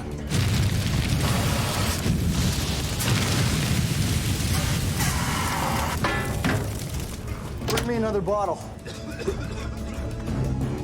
Captain Ace initiates an emergency descent. He calls the airport on the island of Mauritius, which is on good terms with South Africa. It's just before 4 in the morning when Mauritius Air Traffic Control receives the call. Mauritius, Springbok 2905. Springbok 2905, Mauritius, good morning, go ahead. Good morning. We have a smoke problem and we're doing emergency descent to level 140. Confirm you wish to descend to level 140? Yeah, we've already commenced due to a smoke problem in the airplane. Do you request a full emergency, please? Affirmative. That's Charlie. Captain Ace sounds calm, but he has to find a way of getting rid of the smoke on his plane. Whatever's burning in the cargo hold is producing thick, noxious smoke which is pouring into the cabin.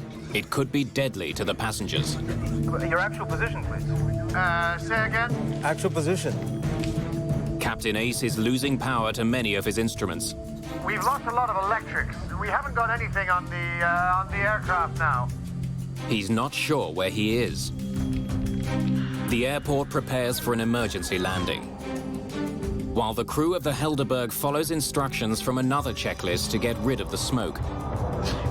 Supplementary vent fan switch, off. Recirculating fan switches,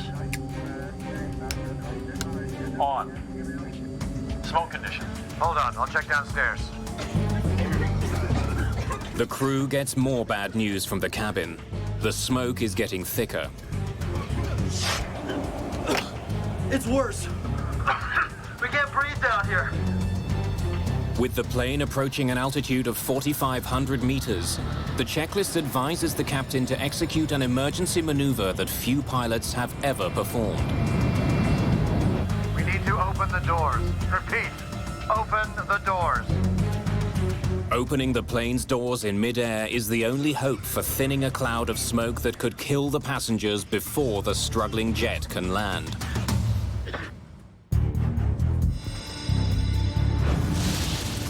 As the cabin of South African Airways Flight 295 fills with smoke, there's only one way to save the passengers from the lethal fumes. Out of flight level 150 for 140. 150 for 140. 150. The captain begins his emergency descent to 4,500 meters, so the doors can be opened. At 4,500 meters, passengers can breathe the outside air. At that altitude, the difference in pressure between the air inside and outside the cabin is enough to force the cabin air out quickly, but not dangerously. Now the captain must dramatically reduce his airspeed to 370 kilometers an hour, 200 knots. Any faster and the crew won't be able to open the doors. This is Captain Oy speaking. We're opening 2 of the entry doors to clear smoke from the cabin. Do not panic. You'll be much more comfortable once we complete this procedure. You just crack the door, and this generates a tremendous amount of airflow through the airplane.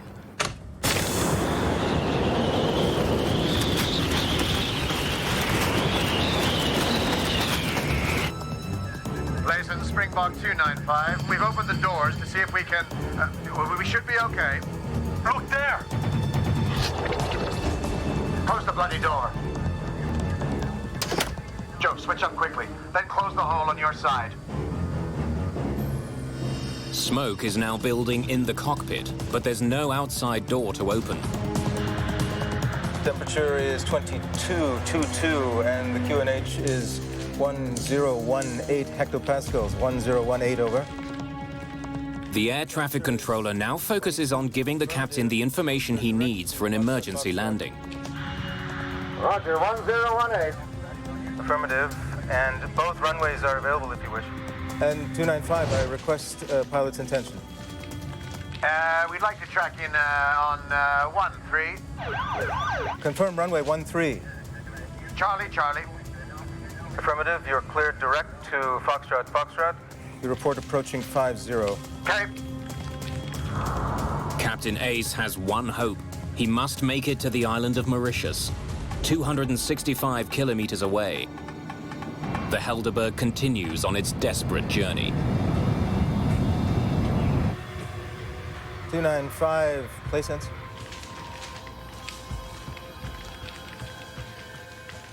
But at 4:08 in the morning, a call by the air traffic controller is not returned. Springbok 295, place sense. Springbok 295, place sense. With no response from Flight 295 for 36 minutes, Air Traffic Control Mauritius formally declares an emergency. An alert goes out to search and rescue crews. Several aircraft take off from Mauritius and search the dark waters for the missing plane, but find nothing. At the airport in Johannesburg, South African Airways officially declares Flight 295 delayed. We were supposed to be going away on our annual holiday. So we were all very excited because from picking them up, my parents up from the airport, we were supposed to go off to 3-week holiday. I think that's maybe the extent of the differences of the emotions, is that you're so anxious and excited for them to come home, and then the absolute devastation of the news, getting the news, you know, that the aircraft has gone missing. In the afternoon of the next day, a rescue plane spots the first signs of floating aircraft wreckage.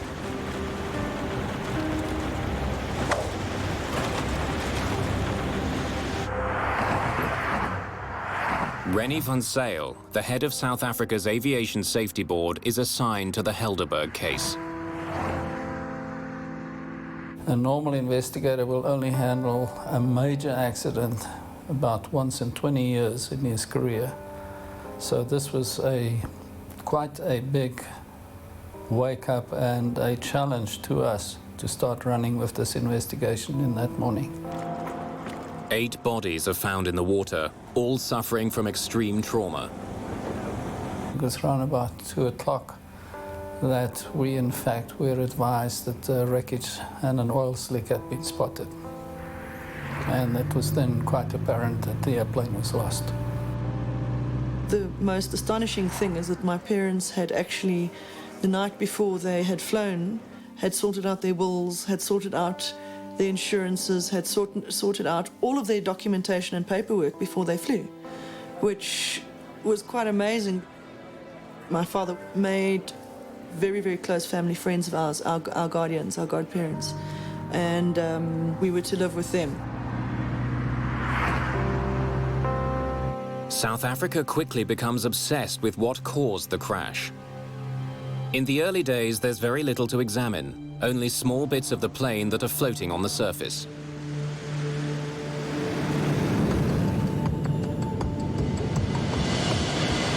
Contained within that debris, Rennie van Zyl's team discovers 3 wristwatches. The watches give them a probable time of impact.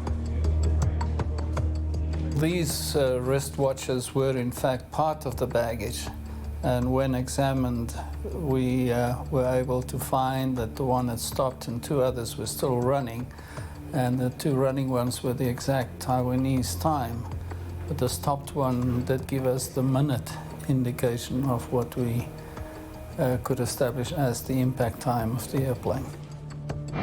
The impact time is only 3 minutes after the last communication with the plane. The Helderberg's demise was sudden and dramatic.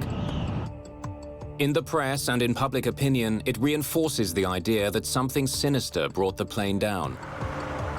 In the years leading up to the crash, South African Airways offices around the world had been the target of protests.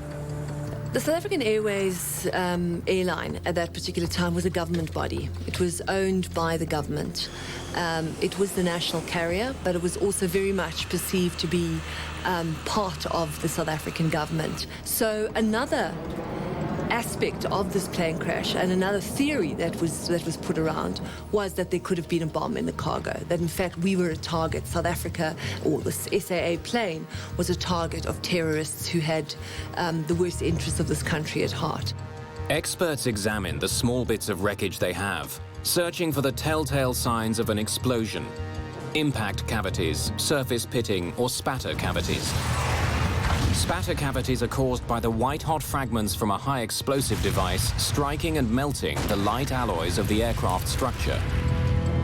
But experts spot no sign of an explosion. And when air traffic control tapes are studied, Van Zyl hears that the crew appeared to be coping with the emergency. Layson, Springbok 295, we've opened the doors to see if we can... we should be okay. We've had rumors of atomic bombs, for example, in the airplane. That won't cause the airplane to burn. It will take out the airplane. We did not have that same experience here. This airplane flew for 22 minutes. It's out of the ordinary circumstances. This was not an explosion that took out the airplane. With just small pieces of the plane to study, investigators are stumped. They don't know what caused the fire or what role it played in the destruction of the plane. The obvious thing to do was to go and try and retrieve the cockpit voice recorder, the flight data recorder, and as much wreckage as we can from the aircraft to establish what really had happened. The problem is, Van Zyl doesn't even know where to find the underwater wreckage. It could be far from the floating debris. No one is sure exactly where the plane crashed. He turns to the United States looking for help. An American salvage company is hired to find the wreckage and black boxes, but time is running out. The boxes have built-in locating devices called pingers, which run on batteries and will eventually run down. A driving factor was that the pinger on the data and voice recorders was transmitting, and it only had a 30-day guaranteed shelf life.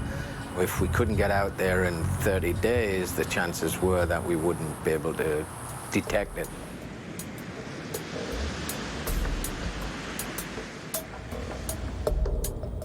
By the time the proper equipment can be assembled in the Indian Ocean, only 7 days remain before the batteries and the pingers will die out.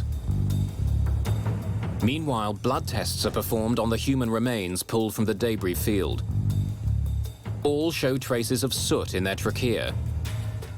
It's determined that at least 2 of the passengers died from smoke inhalation. Investigators face a disturbing realization. Even as the crew was struggling to land their plane, some of the passengers were already dead. While searching for the black boxes, investigators continue to examine the floating wreckage. Amongst the hundreds of recovered items, a partly melted graphite tennis racket offers a telltale clue about the fire. Graphite only burns at temperatures greater than 600 degrees Celsius. Investigators now know that the fire on the Helderberg was extremely hot. This discovery may explain why a fully charged extinguisher from the front of the plane is recovered with other floating wreckage. Investigators notice a melted piece of cargo netting on the outside of the extinguisher. They determine that the extinguisher is from the passenger cabin, suggesting that as the fire burned, a crew member grabbed the extinguisher and brought it to the cargo area. A full fire extinguisher in a plane that was brought down by a fire shows that for whatever reason it wasn't discharged because the crew member couldn't access the area because of the heat, or the fact that there was melted metal on the fire extinguisher is further evidence to the intensity of the fire. Before this accident, in the 20-year history of the 747 combi, no one had ever died from fire or smoke. When we heard about a fire in the Helderberg, this was the first time for a wide-body airplane. It was news, and because it was so new, and the thought was that we really couldn't have anything like that. What could have caused such an intense fire on the Helderberg? Was it a wiring problem on the plane, or had the cargo itself somehow started the blaze? Initially, the investigation, of course, focused on what was the cargo. The fire obviously had originated in the Mayday cargo compartment, so the logical thing is to look what did the waybills indicate was carried in the airplane. Investigators learned that there were 6 pallets of cargo on board Flight 295. Using master waybills, Van Zyle's team is able to determine that 47,000 kilograms of baggage and cargo was officially on board. Investigators discover that before takeoff, a Taiwanese customs official performed a random inspection of some of the cargo. He found nothing suspicious.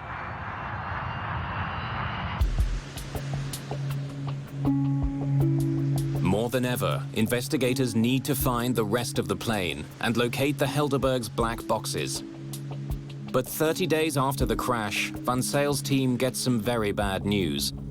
There's still no signal detected from the black boxes, and they're still not certain exactly where the majority of the wreckage is.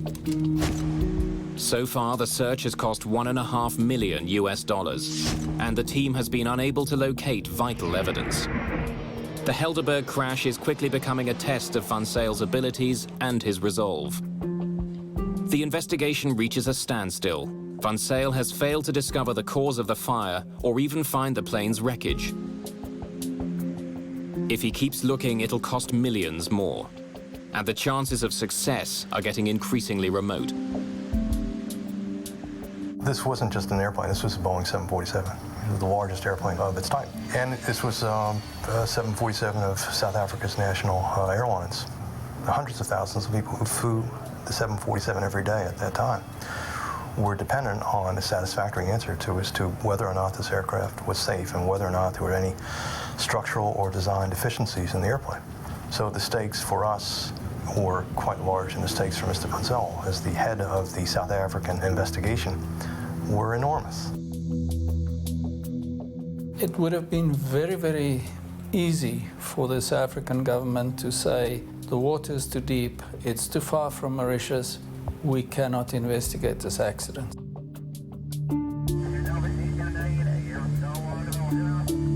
Well beneath the grey waves of the Indian Ocean, the wreckage of the Helderberg remains hidden. Now one man, Rennie Van Zyl, must decide whether to spend the money needed to recover the plane's wreckage. But almost 2 months after the Helderberg slammed into the Indian Ocean, no one even knows the precise location of the main wreckage. Van Zyl decides he must try to recover what he can. Without the wreckage, we'll never know the truth. So they spent on one investigation what we spent in 6 months of conducting all of our investigations in the United States. Before investigators can salvage the Helderberg, they must find it. The wreckage lies somewhere very deep underwater. 61 days after the crash of the Helderberg, Van Zyl receives some intriguing news from his team. Sophisticated sonar equipment has detected a large object 4,400 meters underwater on a flat plateau. It could be the Helderberg. And they presented me with a piece of paper with a lot of black dots of various sizes on it, and they said, that's your wreckage. And my question to them was, how do I know it's the wreckage of the 747? Maybe this is a submarine from the Second World War or something. And the response was just, Rennie, it is it, because we tell you it is the wreckage. But no one's ever gone that deep to salvage anything, including the Titanic. Van Zyl has no choice. To find out whether the sonar images are in fact the wreckage, he must launch the most expensive part of the investigation, Operation Resolve. A remote-controlled sub called the Gemini will be sent to the ocean floor to videotape what's there. If it is the Helderberg, the Gemini will search for key items, including the black boxes. The problem is that the mini-sub must be attached to the mothership by a flexible fiber-optic cable that's almost 7 kilometers long. No cable that long has ever been built. We needed a 20,000-foot cable. There was no existing cable, so we had to go to a cable manufacturer and get a cable designed and built. But before the fiber-optic cable is assembled, Van Zyl launches a separate investigation into the firefighting capabilities of the Helderberg. He would discover that the very design of the combi may have doomed the flight.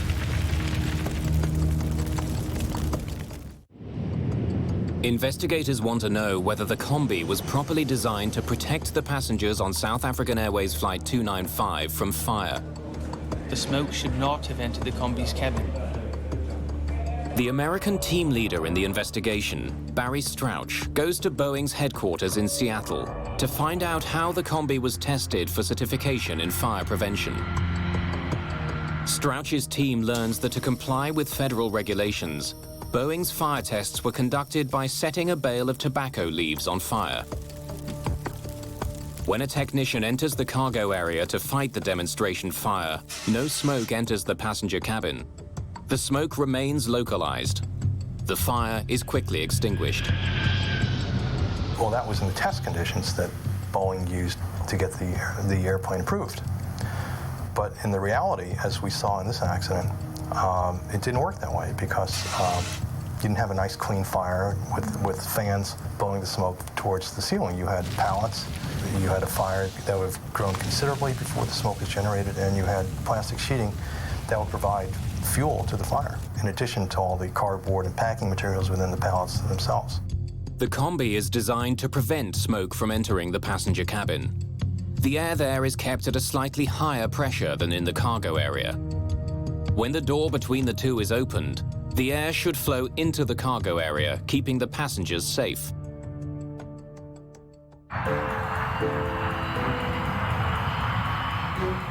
Investigators then conduct their own test. They set a large pallet of tightly packed cargo on fire, mimicking conditions on the Helderberg. The blaze is more intense and the temperature is hotter. Investigators discover that this much hotter flame has a radical impact on the air in the cargo hold. When the cargo door is opened, the smoke now flows into the passenger cabin. Boeing tests used tobacco leaves in batches of tobacco. In the fire in the Helderberg, it was a very, very different fire than the kind of smoke-generating fire that Boeing used in their tests. Heat would have been generated within the cargo compartment that would have created its own pressure and would have negated the pressure differential between the cargo compartment and the passenger compartment. Without the pressure differential, there would be nothing to restrain the smoke and keep it on the cargo side. And therefore, the smoke would have penetrated into the passenger side, smoke that contained, as we know, carbon monoxide and carbon dioxide. Then investigators discover something potentially more lethal. As the passenger cabin filled with smoke, a checklist instructed the crew to turn on the cabin's recirculating fans. The intention of the checklist is to dissipate the smoke in the passenger cabin after the fire has been extinguished. Recirculating fan switches on. But in this case, turning the fans on may have been deadly. Fans draw air from above the cabin's ceiling and from the cargo compartment before recirculating it back to the passengers. The carbon monoxide levels were extremely high and were fatally high. In fact, the one body, and we have to stress again, he was allocated the seat really below the recirc fan inlet area. That was the highest level. I think we're talking around about 66%. That is not a survivable level at all. By following their checklist, the crew may have fed toxic gas into the passenger cabin. and it might very well have been that most of your passengers were asphyxiated before impact. No checklist for a 747 combi had ever foreseen the Helderberg's simultaneous problems: a cargo fire problem and a cabin smoke problem. The smoke removal checklist is predicated on the assumption that the fire has been extinguished. In that event, descending to 14,000 feet and opening the cabin door would be the appropriate thing to do.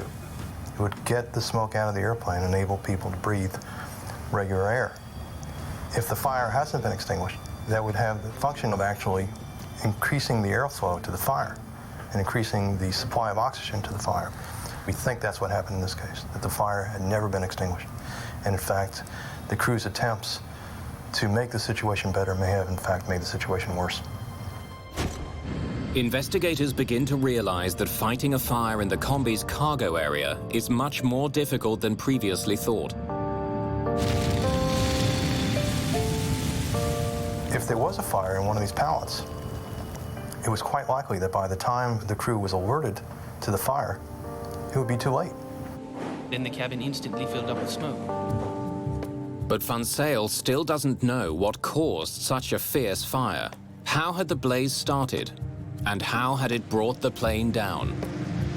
The answers are still deep under the ocean. It takes months to build the fiber optic cable that's long enough for the Gemini to reach the bottom of the sea and to modify the submarine for this mission. We had to take the ROV, existing ROV that we had, which was designed for 6,000 feet, and we had to modify it so it would go to 20,000 feet. Roy Truman's team had to give the sub thicker walls to withstand the enormous pressure it would encounter and modify its cameras for the extreme depth. On September the 23rd, 1988, the Gemini begins its record-breaking journey. We were hesitant to say that everything would work because we didn't even have time to do sea trials on this, all of this new equipment. The cable allows technicians at the surface to manipulate the Gemini at 4,400 meters. It also carries video signals from that remarkable depth. It's the first time that video images have been recorded from this deep in the Indian Ocean. Marine biologists are fascinated by the discovery of unique new species.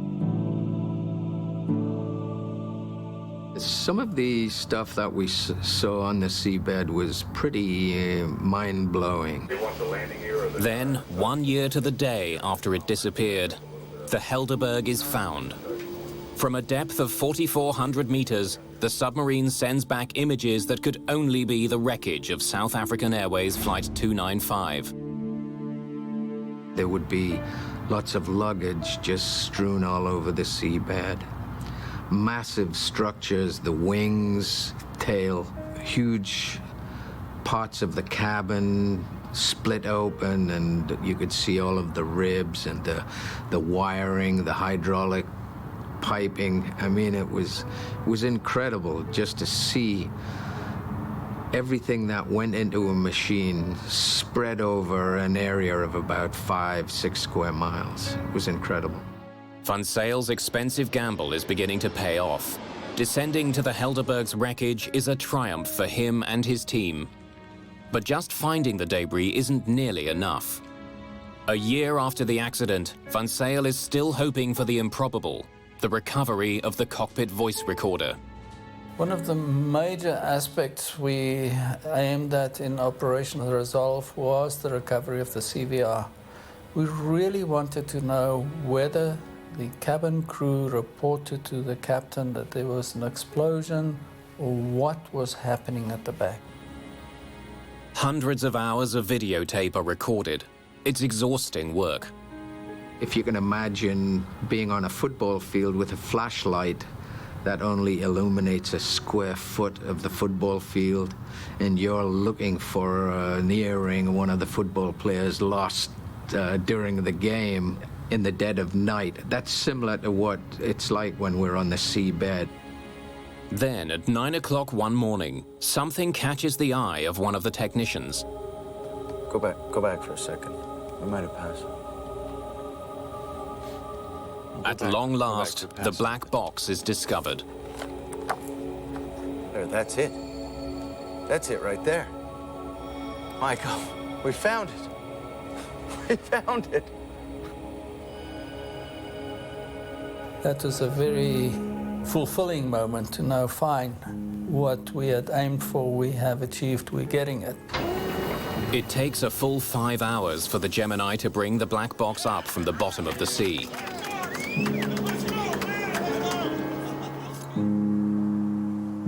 The South African media turns the discovery into front-page news. It's now 1989, and the apartheid government is still running the country with an iron fist. Van Zyl makes an unusual decision. He takes the sealed black box to Washington and opens it there.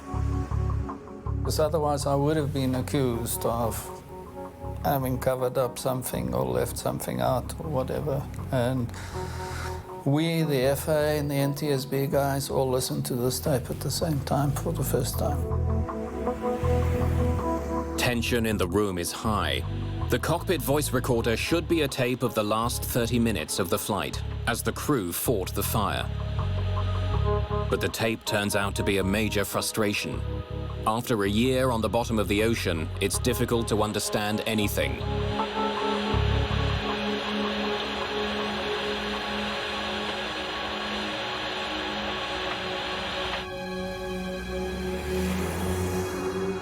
It was the worst time of my life, sitting in the playback room at the NTSB facilities, and you watch the time, and there is absolutely no indication of problems on the tape.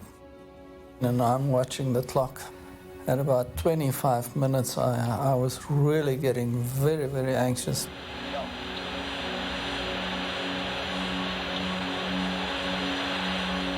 For 28 minutes, the tape reveals nothing unusual. Then everything changes. The next minute, of course, the alarm bell goes on the CVR, and we had about a minute's worth of relevant recording on the tape before the tape stopped. Normally, the black box records the final moments of a flight, but not this time. Instead, investigators are able to listen to the start of the accident before the recording mysteriously stops. It's not what Van Zyl was hoping for, but it gives him crucial new insight into the fire. Read out the fire checklist for us, please. 14 seconds after the fire alarm goes off, the plane's circuit breakers start to pop. The breaker popped as well, huh? We'll check the breaker panel as well. Yeah. Investigators estimate that up to 80 circuits were disabled. The wires to the cockpit voice recorder are destroyed only 81 seconds after the fire alarm first goes off. Van Zyl has not received the key evidence that he hoped for, but the fire is revealed as more violent than previously thought. The recording leaves many questions unanswered, but it does help Van Zyl to arrive at a personal opinion as to why the plane may have crashed. A lot of things were happening in the cockpit, and we believe that he probably was faced to up to 80 circuit breakers popping in the cockpit at the time. May have made controlling of the aircraft extremely difficult. And the possibility then even of the airplane just gradually descending into the sea. Whether it was a controllable flight, I have my doubts. I put myself in the cockpit on this thing, and I said, I would have been terrified having this, and just figuring out what do we do. Did they do the checklist correctly? We'll never know. But investigators still don't know what triggered the Helderberg fire. The mystery can now only be solved by salvaging parts from the crashed plane. We realized that what we had to do was just to continue recover as much wreckage as we could from the ocean floor. Van Zyl's focus is on certain key pieces of the combi's cargo area. They're brought to a hangar and reassembled like a giant jigsaw puzzle. His plan is to reconstruct the section of the cargo area where the fire most likely started. Van Zyl discovers that the cargo area floor is untouched by fire. So we know that the fire never burned lower than 1 meter of the cargo floor. But the walls and ceiling at the front of the cargo area reveal severe fire damage. Van Zyl makes a dramatic discovery. The seat of the fire was on the front right pallet of the cargo. So we were looking at a very localized fire on one pallet. The front right pallet was mostly filled with computers, protected by polystyrene packaging. Investigators suspect that a fire within the pallet came in contact with the polystyrene packing material, producing gases which accumulated near the ceiling. When the gases became hot enough, they ignited into a flash fire that spread throughout the cargo hold. Once smoke penetrated the polyethylene sheets, that fire would have been very, very hot. But even if the packing material had helped spread the blaze, Van Zyl still didn't know why it started. After millions of dollars and more than a year and a half of work, he has to end his investigation. I would have felt a lot better if we had been in a better position to give more factual information to the board to consider. But that was not to be. And we were not going to fabricate. But interest in the wreck of the Helderberg doesn't die. Dark rumors circulate about a possible cause of the fire. It's against this backdrop of a very repressive apartheid government. At that particular time, the first thought, I think, for many, many South Africans was what was on that plane. Was there something in that cargo hold that could have caused that terrible fire? Because planes don't just burst into flames mid-air and crash. Then a South African government chemist makes a startling discovery, which leads to a controversial new theory. A microscopic iron particle on the nylon netting next to the pallet has a unique profile. The airflow patterns on the iron suggest that it traveled at a very high velocity while in a molten state.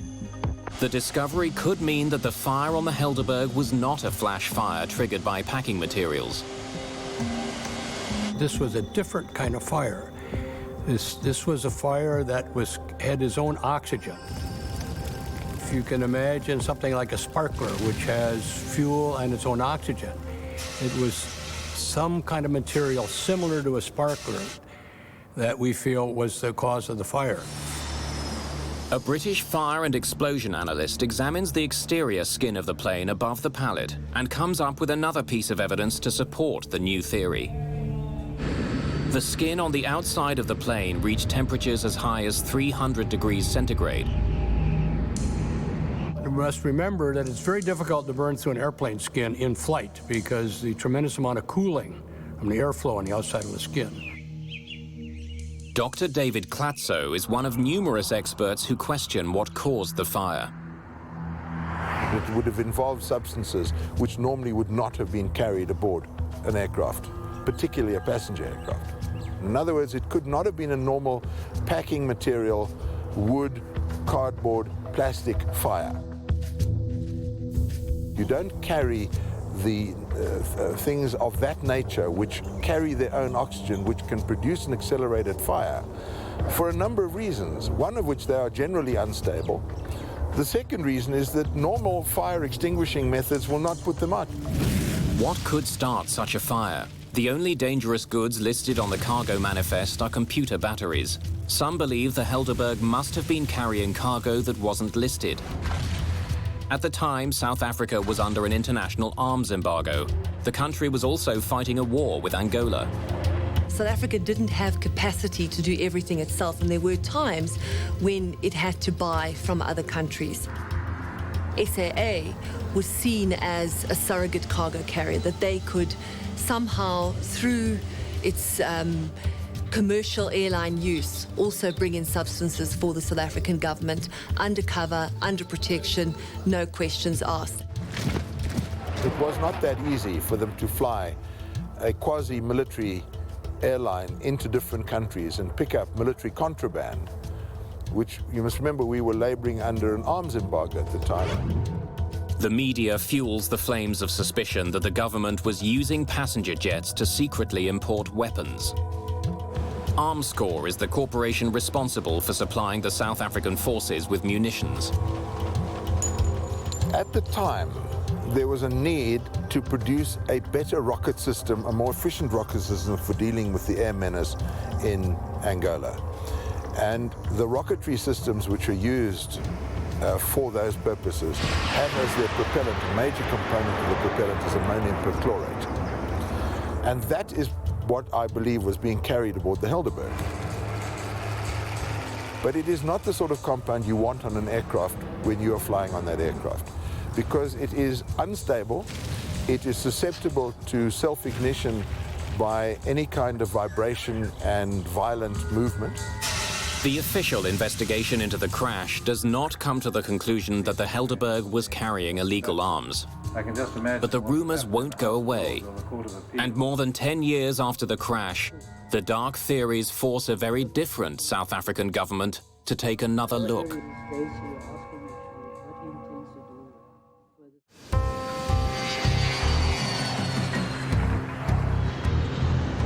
The Helderberg accident revealed that the 747 combi was vulnerable in the event of an onboard fire.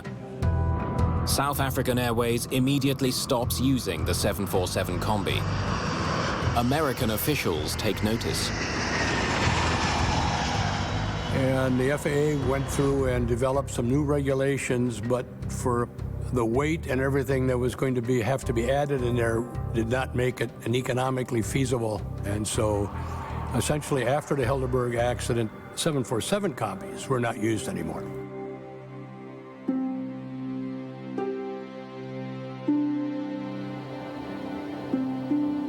There are tributes and memorials to the 159 victims. But closure does not come easily for the families. I need an answer for why I was orphaned at 14. And I feel that, as I say, I'm probably touching on hearsay, but there's a lot of evidence that does point to something not being right on that flight, and that the flight was carrying something illicit. 10 years after the Helderberg crash, the new South African government launches a commission to re-examine the accident. The Truth Commission was tasked with basically uncovering the truth about apartheid atrocities, and one of the areas it was tasked to look at was the role of the SAA in sanctions busting during the 80s, and whether or not the Helderberg was a freak accident or not. In 1998, the Truth and Reconciliation Commission makes a controversial conclusion. Namely, that nothing that was listed in the cargo manifest could have caused the fire. And the Truth Commission recommended that there was something untoward about what had happened to the Helderberg. The Truth and Reconciliation Commission exposed the improbabilities of the government version as to what had happened. If nothing in the cargo inventory caused the fire, what did? And how did it get on board? The reality, unfortunately, is unless somebody today comes up and says, yes, I did this, or yes, we were responsible for this, and you can prove them not to be involved in a hoax, that will be possibly the only time in which we will really know what had happened and caused and was the source of ignition of the fire. In its final report, the Commission suggests that the Attorney General's office continue to investigate the accident. But surprisingly, that has never happened. The ANC-led government hasn't pursued that, and of course we have to ask ourselves why. And I think that the answer lies in what many people believe, is that it's just going to be too costly. They don't want to open it for the simple reason that it will be financially disastrous for the airline. Rennie van Zyl devoted years of his life to solving the mystery of the Helderberg. His inability to definitely prove the cause for the fire does not stop him from seeing the benefit of his investigation. I believe that we as a team had done the best that we could under extreme challenging conditions and circumstances. What we had done had never been done before. It was pioneering work. The frustration is we could not establish the source of ignition, and we will probably never know. I believe that those people are still out there that know exactly what happened to that aircraft. I know that their thought processes at the time were our country was at war and they were doing their duty for their country, but I just feel that they should have a heart for the families and bring out that information.